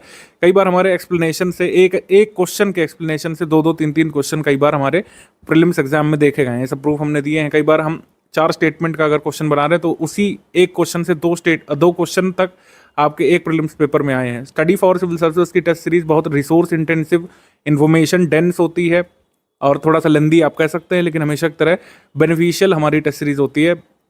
पीवाईक्यू इधर उधर करके हमारी टीम टेस्ट सीरीज नहीं बनाती है। आपको टेस्ट सीरीज सब्सटेंशियल मिलती है, जिससे आप सिलेबस का एक बड़ा चंक रिवाइज कर सके। ये हमारा उद्देश्य होता है आपको टेस्ट सीरीज कराने का। और हर बार फ्रेश टेस्ट सीरीज इसीलिए दी जाती है। हमारी कभी पुरानी आप टेस्ट सीरीज देख सकते हैं, 2018 से 2017 से बनाना शुरू किया है, और 7-8 वर्षों में आप देखिएगा हर साल की टेस्ट सीरीज के क्वेश्चन आपको नए मिलेंगे, जीएस के भी, करंट अफेयर के भी। यूपीपीएससी 2025 में मैंने जैसे 3 स्टेज स्ट्रैटेजी के बारे में बात की है, तो ये क्या है इसको समझिए। आप अपनी स्ट्रैटेजी को, जो कि एक लॉन्ग टर्म स्ट्रैटेजी है, इसको 3 हिस्सों में तोड़ सकते हैं। पहला स्टेज होगा 5 घंटे डेली आपको स्टडी करना है। ये जो पहला स्टेज है ये लास्ट करना चाहिए 30 डेज से लेकर 45 डेज तक। मतलब जितना भी हमने बेसिक आपको स्टडी मटेरियल और बुक्स बताए हैं, ये आपको 30 से 45 डेज तक कंप्लीट करना चाहिए। बेसिक बुक आपको कवर करनी है हिस्ट्री, पॉलिटी, ज्योग्राफी की, सिर्फ 3 कवर करनी है, और तो किसी सब्जेक्ट की बताई नहीं गई है। अंडरस्टैंड करना है आपको daily current affair. Daily current affair को कॉम्प्रिहेंसिवली अंडरस्टैंड करने के लिए 10-15 दिवस यहाँ पर काफ़ी है। पहले ऐसा हो सकता है कि आपको एक दिन का करंट अफेयर कवर करने में 2-2.5 घंटे लग रहे हैं, फिर जो है कम टाइम लगेगा, 1.5 घंटे लगेगा, फिर 1 घंटे। आपको 30 मिनट भी लाना है कि 30 मिनट में आप डेली करंट अफेयर कवर करके नोट्स भी बना सकें। और सब पूरा उदाहरण मैं आपको अभी एक करके देने वाला हूँ कैसे ऐसा कर सकते हैं। 2 मंथ का प्री स्पेशल करंट अफेयर आपको इस पूरे फर्स्ट स्टेज की जर्नी में कवर कर लेना है। यूपी करंट अफेयर जितना कवर करना है वो आप, मतलब यूपी करंट अफेयर की पीडीएफ जो दी गई है वो आपको कवर कर लेना है। पीवाईक्यू एनालिसिस जो है स्टडी करना शुरू कर दीजिएगा। पीवाईक्यू का अभी सिर्फ एनालिसिस करिए, उसके मतलब कह सकते हैं रिवाइज मत करिए ना, उसको तैयार करने की कोशिश करिए। पीवाईक्यू में एनालिसिस ये करिए कि किस तरीके के क्वेश्चंस बनते हैं, कितने लेंदी क्वेश्चंस बनते हैं एक पेपर में, कितने टफ, कितने ट्रिकी क्वेश्चन बन रहे हैं, क्या आप इन क्वेश्चंस का आंसर एनसीईआरटी बुक पढ़ के कर सकते हैं कि नहीं, और नोट मेकिंग कैसे करें। जो जीएस के टॉपिक्स हैं उस पर जो है थोड़ा सा मतलब काम करना आपको शुरू करना है। ये बेसिक होगा। कई लोग पूछते हैं सर बेसिक में कवर कर क्या करना है, तो ये सब आपको बेसिक में कवर करना है। एक्सप्लिसिटली मैंने यहाँ पे बता दिया है। पीवाईक्यू एनालिसिस और नोट मेकिंग आपको करने की अवधारणा बनाना शुरू करना है। नोट मेकिंग अभी कैसे कर सकते हैं इसका उदाहरण मैं अभी देने जा रहा हूँ। सेकंड स्टेज में क्या करना है, सेकंड स्टेज में करना है कि जो बचा हुआ स्टडी मटेरियल है, जैसे इकोनॉमी की कंपाइलेशन है वो आपको स्टडी करनी है, इन्वायरमेंट की समरी जो है स्टडी कर लेनी है। उसके अलावा जो भी टॉपिक मिसलेनियस का कोई बच रहा है, कोई अलग पीडीएफ हमने गवर्नमेंट स्कीम वगैरह की दी है उसको रिवाइज करना शुरू करिए। एक्चुअल पीवाईक्यू स्टडी यहाँ से शुरू कर सकते हैं, पीवाईक्यू काफ़ी सारे हैं, इस वजह से एक बार सेकंड स्टेज में पढ़िए और एक बार फाइनली थर्ड स्टेज में। आपको टाइम ड्यूरेशन यहाँ पर डेली करंट अफेयर कवर करने का कम करना है, 20-25 मिनट में डेली करंट अफेयर यहाँ पर कवर करना शुरू कर दीजिएगा। और कोशिश करिए कि अब नोट मेकिंग ना करें, क्योंकि अब आप उतना अंडरस्टैंड कर चुके होंगे कि डेली करंट अफेयर में क्या क्या हमारे प्रीलिम्स के काम का है, क्या क्या मेंस के काम का है। आपको मेंस का स्टडी मटेरियल यहाँ पर पढ़ना शुरू कर देना चाहिए सेकंड स्टेज ऑफ प्रिपरेशन में, यानी कि प्रीलिम्स ग्रुप ज्वाइन करने के 50 दिवस बाद आप चाहें तो एडमिशन ले करके हमारा मेंस ग्रुप में मेंस का जो एटलीस्ट कंटेंट है GS 1 से लेकर 6 तक का और हिंदी का, उसको पढ़ना शुरू कर दीजिए। मॉडल ऐसे देखना शुरू कर दीजिए। हिंदी में जो याद करने वाली चीज़ें हैं, जो फॉर्मेटिंग वाली चीज़ें हैं, जो कई सारे विलोम आपको याद करने होते हैं, वाक्यांश के लिए एक शब्द वो याद करना शुरू कर दीजिए। और 6 मंथ का प्री स्पेशल करंट अफेयर और यूपी करंट अफेयर आपका तैयार हो जाना चाहिए। क्विज प्रैक्टिस आपकी शुरू हो चुकी होगी जुलाई एंड से, उसको करना शुरू कर दीजिए। ये आपको सेकंड स्टेज में करना है। कई लोग ऐसे होंगे जो प्रीलिम्स ग्रुप के साथ ही मेंस ग्रुप में आ गए होंगे, तो कई लोग कंफ्यूज होंगे कि क्या मेंस की स्टडी पहले डे से शुरू करें। तो नहीं, मैं रिकमेंड करूंगा कि पहले आप बेसिक कवर कर लीजिए और फिर सेकंड स्टेज में प्रीलिम्स और मेंस के साथ साथ स्टडी करना शुरू करिए। यहाँ पर स्टडी ड्यूरेशन आपकी बढ़ेगी, इसीलिए 6 से 7 घंटे फिर आपको स्टडी करना पड़ेगा। थर्ड स्टेज की अगर मैं बात करूं तो कॉम्प्रिहेंसिवली आपको यूपीपीसीएस पीवाईक्यू टॉपिक वाइज जो दिए गए हैं वो आपको कवर करने होंगे, जो पीडीएफ ग्रुप में गिवन है। हमारी टेस्ट सीरीज आपको थॉरली स्टडी करनी पड़ेगी, जो आपको मिल चुकी होगी। पेड क्विज के सारे क्वेश्चंस फिर आपको लगाने पड़ेंगे। पेड क्विज में क्वेश्चंस की संख्या हम ऑलरेडी बढ़ा देते हैं जैसे ही प्रीलिम्स नजदीक होता है, और एमसीक्यू बैंक भी आपको फिर लगाना शुरू कर देना चाहिए। मल्टीपल टाइम्स कंपाइलेशन लिस्टिंग जो 6 वर्जन दी जा चुकी होगी, आपको उसका रिवीजन करना है बार बार लगातार। सो इसी तरीके से आपका जो है प्रीलिम्स कवर होगा। ये थर्ड स्टेज जो है कब से शुरू होगी, जब एग्जाम डेट अनाउंस हो चुकी होगी, उसके 80-90 दिवस जब बचे होंगे तब आप थर्ड स्टेज में आ जाएंगे प्रिपरेशन में। तो ये 3 स्टेज की हमारी स्ट्रैटेजी है जो आपको फॉलो करना चाहिए। अभी जिन लोगों ने फॉलो किया है उनको काफ़ी लाभ मिला है 2024 वाले में। 2024 वाले से हमने 3 स्टेज की स्ट्रैटेजी यहाँ पे इंट्रोड्यूस की थी और इससे काफ़ी लाभ जो है हमारे विद्यार्थियों को मिला है। तो टाइम फ्रेम यहाँ पर आपको क्लियर हो गया होगा। 30 से 45 डेज आपके कैलिबर पर डिपेंड करता है, ये बेसिक हो गया। 30 से 45 डेज। ये जो सेकंड स्टेज है प्रीलिम्स की एग्जाम डेट से 90 डेज पहले तक खत्म हो जाना चाहिए, और लास्ट स्टेज जो है ये प्रीलिम्स की एग्जाम डेट 2025 से 90 दिवस पहले आपका एक्टिवेट हो जाना चाहिए। ये टाइम फ्रेम रफली आपको रखना है। आप तो चाहे तो इसका प्रिंट या पिक ले करके अपने फ़ोन में रख लीजिए, और ये टारगेट भी यहाँ पर लिखे हुए हैं मोटा मोटा कि ये आपको फॉलो करना है। फर्स्ट स्टेज ऑफ प्रिपरेशन में नोट मेकिंग करनी चाहिए कि नहीं करनी चाहिए, करें तो कैसे करें, किस तरीके से करें, अभी पूरा हमको भान नहीं है। क्या क्या आता है, क्या क्या पूछा जा सकता है, सब कुछ इंपॉर्टेंट लगता है, क्या नोट करें क्या छोड़ें, ये कई लोग पूछते रहते हैं। तो मैं आपको बता दूं कि एक्चुअली ऐसा ही होता है। जब तक आप सिलेबस में गो थ्रू नहीं करेंगे, डीप डाइव नहीं करेंगे, आपको खुद नहीं समझ में आता है। हालांकि शुरुआत की जा सकती है। शुरुआत करने में ये कुछ टिप्स आप अपना सकते हैं। जो ऑलरेडी चीज़ें लिस्ट या टेबुलर फॉर्म में हैं उनको आप नोट नहीं करिए, उनको क्या करिए कि मल्टीपल टाइम्स रिवाइज करने की कोशिश करिए। मल्टीपल टाइम्स रिवीजन भी उतना ही कारगर मेथड होता है जैसे कि नोट मेकिंग। और जो चीज़ें लिस्ट या टेबुलर फॉर्म में है उसको तो आपको मल्टीपल टाइम्स रिवाइज करना चाहिए, क्योंकि बहुत बड़ा सिलेबस है, बहुत सारे लिस्ट अभी आपको आगे मिलेंगे कंपाइलेशन में, लिस्टिंग में, टेस्ट सीरीज में कई बार लिस्ट बनाकर हम देंगे, लिस्टिंग वाइज क्वेश्चन पूछेंगे, ज्योग्राफी में क्विज ग्रुप में पूछेंगे, अलग अलग तरीके से पूछेंगे। तो उसमें मल्टीपल टाइम्स रिवीजन कई बार आपको कई सारी चीज़ों का करना पड़ता है। तो कोशिश करिए जो चीज़ें ऑलरेडी टेबुलर फॉर्म में है उसको आप नोट नहीं करिए। दूसरी चीज़, मंथली करंट अफेयर पीडीएफ के नोट्स आपको मेरे हिसाब से नहीं बनाने चाहिए। इसको जितना बार आप रिवाइज करेंगे उतना ही अच्छा होगा। कुछ लोग ऐसा करते हैं कि लिख लिख के याद करते हैं, मतलब आपने कोई चीज़ पढ़ी उसको आपने रफ नोट कर लिया और याद किया, वो आप कर सकते हैं। ठीक है, रफ नोट्स चाहे तो बना सकते हैं। नोट्स जो बनाएंगे आप बाद में जिसको देखेंगे, जैसे रफ नोट्स से नहीं बनाते, कुछ लोग फेयर नोट्स बनाते हैं, मतलब नोट्स से ही रिवाइज करते हैं। तो नोट्स जब तक आपके शॉर्ट नहीं होंगे, क्रिस्प नहीं होंगे और रेलिवेंट नहीं होंगे, तब तक वो ज़्यादा काम का नहीं रहेगा यूपीपीसीएस के लिए, क्योंकि नोट करने को बहुत कुछ है। पीवाईक्यू के अनुसार आपके नोट्स होने चाहिए। इसी वजह से मैंने कहा कि जैसे जैसे सब्जेक्ट वाइज स्टडी करेंगे, थोड़ा थोड़ा पीवाईक्यू एनालिसिस करेंगे, सेकंड स्टेज तक आते आते खुद ही नोट मेकिंग आप अच्छे से सीख जाएंगे। मैं आपको एक उदाहरण देता हूँ तो आपको और अच्छे से मेरी बात समझ में आएगी। 17 मई 2024 की करंट अफेयर पीडीएफ सपोज आपको मिलती है। इसके नंबर ऑफ पेजेस 11 हो रहे हैं, 11 से 15 के बीच रहता है, ज़्यादा न्यूज़ होती है तो 15, वैसे 11। शुरू के 2 पेज यहाँ पर प्रमोशन के होते हैं और सेकंड पेज पर ये डेली टॉपिक की लिस्ट भी होती है। तो इसको अगर हम देखें तो 4 टॉपिक हैं, कभी 5 होते हैं, कभी 6 होते हैं। 4 टॉपिक में 11 पेज है और ये बाइलिंगुअल है। आप ध्यान रखिए हर चीज़ हिंदी और इंग्लिश में है, तो टॉपिक के नाम हिंदी इंग्लिश में है, पूरा जो कंटेंट है नीचे का वो हिंदी इंग्लिश में 2 साइड है। तो इसको आप आधा मानिए एक लैंग्वेज में, 4.5 पेज मानिए, 4.5 पेज को हमको मैक्सिमम टू मैक्सिमम आधे पेज में, एक पेज में नोट करने की आदत बनानी है। आप ये मान के चलिए कि जितना भी आप पेज पढ़ रहे हैं, मान लीजिए आप 100 पेज अगर कवर कर रहे हैं रीडिंग में, उसका नोट मेकिंग जो है 5 से 10 पेजेस के भीतर ही होना चाहिए, इससे ज़्यादा होना ही नहीं चाहिए। ठीक है। अब आपको लगेगा कि सर हमें तो पता नहीं कैसे नोट करना है, कैसे पता चलेगा कि इंपॉर्टेंट क्या है। तो मैं बता रहा हूँ आपको कि ये आप रेगुलरली जब चीज़ों से गो थ्रू होंगे, जब फर्स्ट स्टेज खत्म कर रहे होंगे, जो बेसिक बुक बताया गया है उसका रीडिंग खत्म कर रहे होंगे, तब जाकर के आप नोट मेकिंग की पोजीशन पर आएंगे। पहले दिन से कोई भी नोट मेकिंग अच्छा नहीं करता है, ना ही कोई कर सकता है। आप ना हम ना कोई एजुकेटर ना कोई एस्पायरेंट जो सिलेक्ट हुए भी होंगे, उन्होंने पहले दिन से सबसे अच्छा नोट नहीं बनाया होगा। तो नोट मेकिंग एक ग्रेजुअल प्रोसेस है, आप अपने आप में सुधार खुद देखेंगे। इनसाइट मैं आपको देने जा रहा हूँ किस तरीके से नोट कर सकते हैं अगर आप बेसिक पढ़े हुए हों। तो नोट मेकिंग के बेसिक 3 सोपान है। सबसे पहले तो आप रीड करिए, अंडरस्टैंड करिए, जो लिखा गया है उसको समझने की कोशिश करिए और फिर लिखिए। नोट आपके तभी बड़े हो जाते हैं जब आप मतलब पढ़ते हुए लिखते जाते हैं, तो वो जो है बड़े नोट बन जाते हैं, कई बार रेलिवेंट नहीं रहते हैं। आपको रीड करना है, फिर अंडरस्टैंड करना है, फिर राइटिंग की तरफ बढ़ना है। ये प्रोसेस आपको रखनी है, सिंपल। सबसे पहला टॉपिक है श्रम अधिकार पर जो विवाद या चर्चाएं जो चल रही हैं, श्रम अधिकार चर्चा या श्रम अधिकार बहस हम लोग बोल सकते हैं, labour rights debate.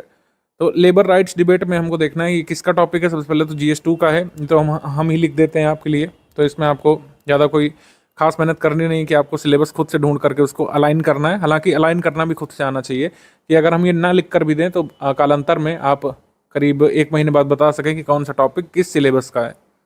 Note making आप जब करें तो टॉपिक वाइज आपको नोट करना चाहिए हमेशा ही, मतलब जो सेंट्रल थीम आप पकड़ रहे हो। जैसे आप अगर मॉडर्न इंडियन हिस्ट्री में नोट कर रहे हैं तो किस चैप्टर पे आप हैं या फिर कौन सा सीक्वेंस ऑफ इवेंट आप कैच कर रहे हैं, वो आपका सेंट्रल थीम होना चाहिए। ऐसे ही लगातार हर चीज़ नोट करने जाने से आपका एक थीम पकड़ में नहीं आएगा। जैसे अगर हम बात कर रहे हैं एक्सट्रीमिस्ट फेज की, extremist phase of Indian national Congress की अगर बात कर रहे हैं, तो उसको हम बीच में लिखेंगे और उसके आसपास जो गतिविधियां हो रही हैं या फिर उससे संबंधित जो चीज़ें हैं, जो संबंधित व्यक्तित्व हैं, संबंधित जो घटनाएं हुई हैं, उसको लिखेंगे। आपके नोट मेकिंग में ये होना चाहिए ये सारी चीज़ें। जिस भी विषय वस्तु को आप पकड़ें तो उसके बारे में लिखें कि वो क्या है। सबसे पहले तो वॉट बहुत ज़रूरी है। वॉट, वॉट यानी कि क्या है, वो उसका मतलब क्या है, मीनिंग क्या है। फिर वो चीज़ कैसे है या उसका महत्व क्या है, कहाँ पे हुई है। अगर किसी घटनाक्रम के बारे में बात कर रहे हैं तो कहाँ और कब, टाइमिंग कई बार ज़रूरी होती है। जैसे इतिहास में डेट्स आती हैं, इकोनॉमी में कई बार डेट्स आती रही हैं। UPPSC को डेट्स से बहुत प्यार है, आपको पता है। जब किसी भी फैक्चुअल पेपर में डेट्स का बहुत महत्व होता है। कोई भी चीज़ कब हुई, व्हेन शब्द बहुत इंपॉर्टेंट होता है। व्हेन शब्द पूछा जाता है, कोई अधिनियम कब आया, कोई घटना हिस्ट्री में कब हुई। इवन ज्योग्राफी में जैसे पहला सेंसस कब हुआ था, या फिर जो है किसी ऑर्गेनाइजेशन की स्थापना कब हुई, ये पूछ लेते हैं। कुछ स्कीम है तो वो कब आई थी, और अन्य संबंधित जानकारी, अन्य विषय से संबद्धता, ये आप खुद डेवलप करते हैं। ये कई बार शुरू से नहीं सीख पाते हैं, लेकिन कई बार ये आप खुद डेवलप करते हैं। जब मल्टीपल टॉपिक्स पढ़ रहे हैं, लगातार स्टडी कर रहे हैं, विभिन्न सब्जेक्ट्स की स्टडी कर रहे हैं, तो एक दूसरे सब्जेक्ट को आप इंटरमिंगल करके कई बार स्टडी करने की कोशिश करते हैं। इसका उदाहरण अब मैं आपको देता हूँ तो आप अच्छे से समझ पाएंगे ये जो स्ट्रक्चर है कैसे फॉलो हो सकता है। तो GS पेपर 2 का है ये। इसमें कह रहे हैं भारत और ऑस्ट्रेलिया वर्तमान में एक व्यापक आर्थिक सहयोग समझौते पर बातचीत कर रहे हैं, जिसमें एक चैप्टर है श्रम, लेबर। मतलब इंडिया निगोशिएट कर रहा है ऑस्ट्रेलिया के साथ comprehensive economic cooperation agreement, caeca पर। ठीक है। विभिन्न तरीके के एग्रीमेंट्स अलग अलग कंट्रीज के साथ भारत साइन करता है। जैसे ECTA एग्रीमेंट होता है, ये सीका एग्रीमेंट पर बातचीत चल रही है। जैसे ऑस्ट्रेलिया के साथ हम एक्टा साइन कर चुके हैं, इकोनॉमिक कोऑपरेशन और ट्रेड एग्रीमेंट। तो ये सीका पर बातचीत चल रही है। तो इसमें ऑस्ट्रेलिया की कुछ एजेंसीज हैं, जब भी कोई एग्रीमेंट होता है तो वहाँ की एजेंसी से यहाँ की एजेंसीज बातचीत करती हैं। ऑस्ट्रेलिया के पैनल ने, जो वहाँ की एजेंसी है उसके पैनल ने आरोप लगाए हैं कि भारत में चाइल्ड लेबर को लेकर के स्थितियाँ अच्छी नहीं हैं। जबकि ऑस्ट्रेलिया ने जो चीज़ कोट की है वो ये है कि वाकफरी नामक फाउंडेशन है, उसमें कह रहे हैं कि ये मॉडर्न स्लेवरी है, ये है, वो है। इंडिया के आंकड़े क्या कहते हैं ये हमने लिख दिया। 2011 सेंसस के हिसाब से टोटल चाइल्ड पॉपुलेशन 5 से 14 साल के लोगों की कितनी है, 259.6 मिलियन। इनमें से 10.1 मिलियन यानी कि टोटल चाइल्ड पॉपुलेशन का करीब 3.9% ये मेन वर्कर या मार्जिनल वर्कर के रूप में काम कर रहा था। अब इंडिया ने भी इसमें रिस्पॉन्स दिया है कि इंडिया जो है चाइल्ड लेबर को लेकर काफ़ी सक्रिय, इवन लेबर लॉज भारत में जो है उसके बारे में बताया गया है। जैसे bonded labour abolition act 1976 ensure करता है कि यूनियंस जो है किसी भी वर्कर के राइट्स का हरासमेंट ना करें। तो ऐसे ही जो मेन लोकस हमारा इसमें समझ में आता है कि पूरी न्यूज़ में इंडिया क्या कह रहा है, ऑस्ट्रेलिया क्या कह रहा है, ज़्यादा जरूरी है बैकग्राउंड, और जो लीगल फ्रेमवर्क अभी इस समय अवेलेबल है इंडिया के पास चाइल्ड लेबर से या फोर्स्ड लेबर से निपटने के लिए, उसके बारे में हमको स्टडी करना होगा। स्टडी क्या करना होगा, बेसिकली फैक्ट कलेक्ट करने होंगे यहाँ पे। अब आप सोच रहे होंगे हमको कैसे समझ में आएगा कि बाकी सारी चीज़ें नहीं जरूरी हैं, भारत में श्रम कानून संबंधी लीगल फ्रेमवर्क ही जरूरी है, उसमें भी सिर्फ फैक्ट कि कौन सा अधिनियम कब आया था, तो ये सब पीवाईक्यू देखने से आएगा। तो ये मैंने बताया कि जैसे जैसे स्टडीज़ में आगे बढ़ेंगे ना, उसी तरीके से आपको चीज़ें समझ में आएंगी कि लेजिस्लेशन का जो ईयर है वो इंपॉर्टेंट है। बार बार आप देखेंगे पीवाईक्यू में ईयर पूछ रहा है, ये एक्ट कब आया उसका ईयर पूछ रहा है, ये एक्ट कब आया उसका ईयर, कई बार 4 एक्ट दे देगा और आपसे क्रोनोलॉजी में लगाने को आएगा कि ये एक्ट्स आप क्रोनोलॉजी में लगाइए, 1 2 3 4 है कि 3 4 2 1 है, इस तरीके से। तो ये पढ़ते हुए आपको समझ में आएगा। इसकी नोट मेकिंग कैसे कर सकते हैं, आईएलओ को शामिल करते हुए, labour regulations framework in India को शामिल करते हुए कैसे एक बेसिक नोट ऐसा बना सकते हैं जो हम आगे रिवाइज भी कर सकें। तो इस तरीके से आप नोट मेकिंग कर सकते हैं। ये मैं आपको एक मेथड दे रहा हूँ, जो जो ज़रूरी है वो नोट किया। जैसे Indian regulations on labour rights, overall labour rights को हमने ले लिया, केवल चाइल्ड लेबर की बात नहीं की, ओवरऑल लेबर से संबंधित जितने भी कानून हैं उनको हमने नोट कर लिया। ट्रेड यूनियन एक्ट कब आया था, 1926 में। Indian industrial employment standing order act 1946 आया था। इंडस्ट्रियल डिस्प्यूट एक्ट 1947 आया था। Factories act 1948, mines act 1952, maternity benefit act 1961, code on wages 2019 में भी पास हुआ है बहुत पार्लियामेंट के द्वारा, इसको प्रेसिडेंट असेंट मिला है अगस्त 8 2019 को। Child labour prohibition regulation act 1986 में आया था, इसको अमेंड किया गया है 2016 में। इन्हीं अधिनियमों में से 4 अधिनियम लेकर के आपको क्रोनोलॉजी में लगाने को भी पूछा जा सकता है यूपीपीएससी में, ये अधिनियम कब आए थे, या फिर किसी इंडिविजुअल अधिनियम का ईयर पूछ सकते हैं कि जो है इंडस्ट्रियल डिस्प्यूट एक्ट कब आया था, इस तरीके से, क्योंकि मॉडर्न हिस्ट्री का ही पार्ट भी बन सकता है। अब इंडिया ऑस्ट्रेलिया के बारे में बात कर लेते हैं। इंडिया ऑस्ट्रेलिया के बीच ECTA economic cooperation trade agreement कब साइन हुआ था, 2 अप्रैल 2022 को अस्तित्व में आया था, दिसंबर 2022 में। ज्वाइंट एक्सरसाइज हम लोग जो करते हैं ऑस्ट्रेलिया के साथ वो काकाडू और ऑस्ट्रा हिंद करते हैं, ठीक है। इंडिया जो है ये क्वाड का एक मेंबर है, फाउंडर मेंबर है क्वाड का, और क्वाड की जो एक्सरसाइज होती है उसको मालाबार बोलते हैं, ये आप नोट कर सकते हैं। ये थोड़ी सी जगह मैंने खाली छोड़ी है, खाली इसलिए छोड़ी कि बाकी कोई अदर डेवलपिंग इवेंट हुआ या फिर ऑस्ट्रेलिया के बारे में कोई न्यूज़ आती है, या फिर अगर आप कुछ स्टैटिक नोट करना चाहते हैं ऑस्ट्रेलिया के बारे में, आप डेली करंट अफेयर पढ़ रहे थे ज्योग्राफी पढ़ते समय, आपको ऑस्ट्रेलिया के बारे में यहाँ पे कुछ जानकारी मिली, आप उसको यहाँ पे नोट कर सकते हैं। ऑस्ट्रेलिया की कोई नदी चर्चा में आ गई बाद में, या फिर आपने स्टैटिक ही पढ़ा, ऑस्ट्रेलिया में बैरियर रीफ के बारे में पढ़ा, उसके बारे में आपने नोट कर लिया, ठीक है। आपने ऑस्ट्रेलिया के डेजर्ट के बारे में पढ़ा, उसके बारे में नोट कर लिया। रिवर्स के बारे में, मिनरल्स के बारे में, ऑस्ट्रेलिया में कौन कौन से मिनरल्स किस रीजन में पाए जाते हैं, ये सब। इस तरीके से खाली जगह भी कई जगह पर आप चाहें तो छोड़ सकते हैं बात के लिए। अब ILO को इसमें देखिए, लेबर की बात हो रही तो लेबर संबंधित संगठन कौन सा है, अंतर्राष्ट्रीय श्रम संगठन ILO की स्थापना का वर्ष ये आपको मिसलेनियस PDF में ऑलरेडी मिल जाएगा, लेकिन इस तरीके से आपको रिवाइज करना चाहिए, जो मैंने बताया था कि आप अन्य विषय से संबद्धता कैसे बैठाएंगे। मुख्यालय इसका जिनेवा स्विट्जरलैंड में, 187 सदस्य देश इस समय।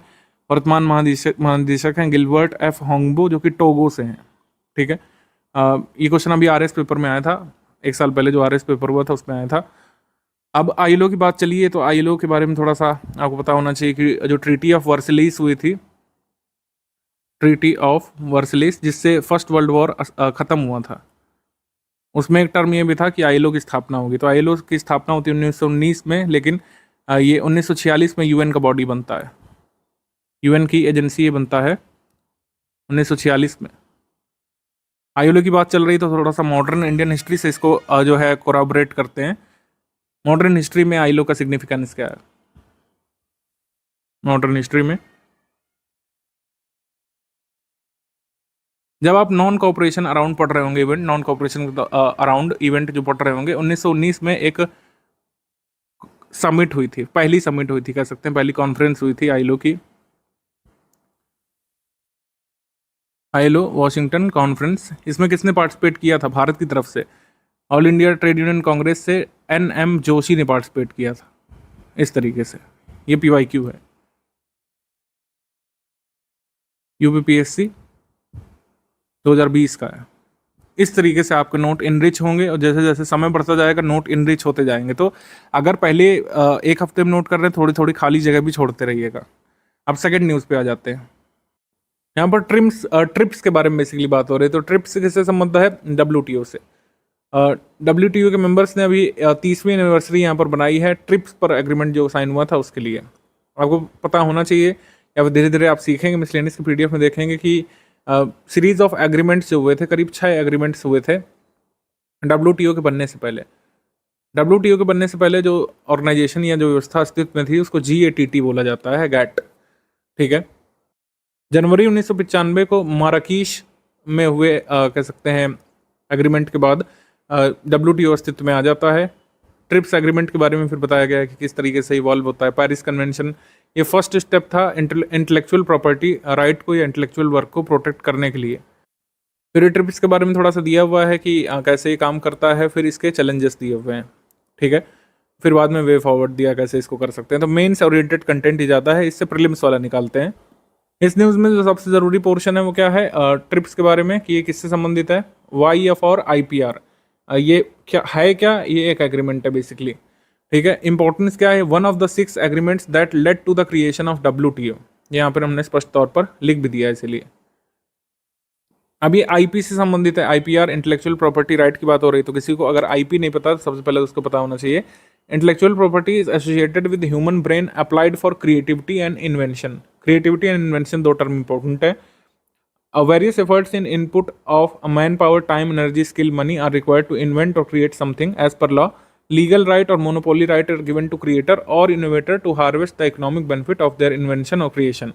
कहने का मतलब है कि अगर कोई इन्वेंशन करता है, किसी चीज़ का कोई आविष्कार करता है, तो उसको एक मोनोपोली मिलती है या फिर लीगल राइट मिलता है कि उस इन्वेंशन से जो भी पैसा वो बनाना चाहे या फिर जो अदर तरीके का बेनिफिट वो कमाना चाहे, इसका मोनोपोली उसके पास रहेगा, कोई दूसरा उससे छीन ना ले या फिर उसके क्रिएशन को चोरी ना कर ले। बाकी WTO के बारे में लिख दिया थोड़ा सा। 1 जनवरी 1995 को माराकीश समझौते के तहत अस्तित्व में आया था। 123 नेशंस ने इसको साइन किया था। 15 अप्रैल 1994 को GATT को इसने रिप्लेस कर लिया था, general agreement on trade and tariff. अभी भी देखिए मेरे A4 साइज के कागज में इतनी जगह बची हुई है कि 2 टॉपिक आसानी से नोट किए जा सकते हैं। अगर कभी भी कोई देश के बारे में अगर चीज़ नोट कर रहे हैं, जैसे वियतनाम के बारे में अगली न्यूज़ है, तो वियतनाम का आपको मैप जरूर स्टडी करना है। ठीक है। मैप अपने रूम में जरूर लगा होना चाहिए। हर एस्पिरेंट के पास एक मैप तो होता ही है, होना चाहिए आपके पास, और उसको पढ़ना भी है। सिर्फ लगे के लिए लगाने के लिए नहीं होना चाहिए कि घर में लगा है या कमरे में लगा है या टेबल के पास लगा है। उसको पढ़ना भी है, अध्ययन करना है कि अगर वियतनाम चर्चा में है, वियतनाम के बारे में बाकी चीज़ें तो ठीक है, लेकिन रिवर्स कौन कौन सी वहाँ पे ज़रूरी वाली हैं, और क्या वहाँ पे कोई इंपॉर्टेंट माउंटेन या वोल्केनो है, वो सीमा साझा कर रहा है, किस देश से सीमा साझा कर रहा है, या फिर किस नदी से मतलब माफ़ कीजिएगा किस ओशन से या किस सी से लगा हुआ है, वहाँ पर क्या कोई लोकल विंड भी बहती है, वहाँ पर क्या इंपॉर्टेंट मिनरल्स भी पाए जाते हैं। हालांकि ज्योग्राफी में ये सब अलग से पढ़ना है, लेकिन जब आप ज्योग्राफी पढ़ चुके होंगे तब डेली करंट अफेयर में जो चीज़ आएगी उससे आप रिवाइज करेंगे। इस तरीके से जो है नोट मेकिंग की जाएगी और इस तरीके से की जानी चाहिए। वियतनाम के बारे में जैसे इसमें बात कर रहे हैं हम लोग, वियतनाम को आपको अपने मैप में देखना चाहिए। वियतनाम की जो कैपिटल है वो हनोई है, हनोई। ये आपको लर्न करना है। ये किसको फेस कर रहा है? अपने ईस्टर्न साइड में साउथ चाइना सी को। बॉर्डर किसको कर रहा है? कैम्बोडिया को कर रहा है, लाओस को कर रहा है, और चाइना को भी बॉर्डर कर रहा है। तो ये आपको इसमें लर्न करना है। तो इस तरीके से आपको डेली 5-6 घंटे की स्टडी अब शुरू कर लेनी चाहिए। प्रारंभिक परीक्षा हो यानी प्रीलिम्स एग्जाम या मुख्य परीक्षा मेंस एग्जाम हो, दोनों की ही अप्रोच अलग अलग होती है, लेकिन स्टडी दोनों में ही आपको कॉम्प्रिहेंसिवली करना पड़ेगा। तो लोग मेंस ग्रुप में आपको हमने बता दिया कि आपको सेकंड स्टेज ऑफ प्रिपरेशन में मेंस का देखना शुरू कर देना चाहिए। बाकी कोई भी आपका डाउट है, जो लोग फुल पेड ग्रुप में है वो अपना डाउट कहाँ पूछेंगे, मैंने बताया। आप अपने डाउट क्लियरेंस वाले ग्रुप में अपना डाउट पूछेंगे और विद इन 6 आवर्स एडमिन आपको रिस्पॉन्ड करके आपका डाउट सॉल्व करने का पूरा प्रयास करेंगे। आपको वीडियो फॉर्मेट में, पिक फॉर्मेट में, जैसे भी पॉसिबल होगा आपको डाउट सॉल्व करके देंगे। आपका डाउट बशर्ते UPPSC प्रीलिम्स सिलेबस से संबंधित होना चाहिए। अगर आपका डाउट ऐसे ग्रुप का है जिसमें डिस्कशन ग्रुप का सपोर्ट नहीं है, जैसे टेस्ट सीरीज वाला ग्रुप है या फिर ओनली स्टडी मटेरियल वाला ग्रुप है, तो आप इस गिवन नंबर पर स्क्रीनशॉट के साथ अपना डाउट भेज सकते हैं। 24 आवर्स के भीतर इस डाउट को भी सॉल्व करने का पूरा प्रयास हमारी टीम करेगी। अच्छा, PYQ के बारे में आपको एक चीज़ क्लियर कर दूं कि जितने भी स्टडी फॉर सिविल सर्विस की PYQ कंपाइलेशन है, एक ही है, हमने दिया है, टॉपिक वाइज है, और एक आपको दिया है अब पेपर वाइज, तो पहले पेपर वाइज देखिएगा फर्स्ट स्टेज ऑफ प्रिपरेशन में, सेकंड स्टेज में टॉपिक वाइज जो दिया है वही पढ़िएगा यहाँ पे।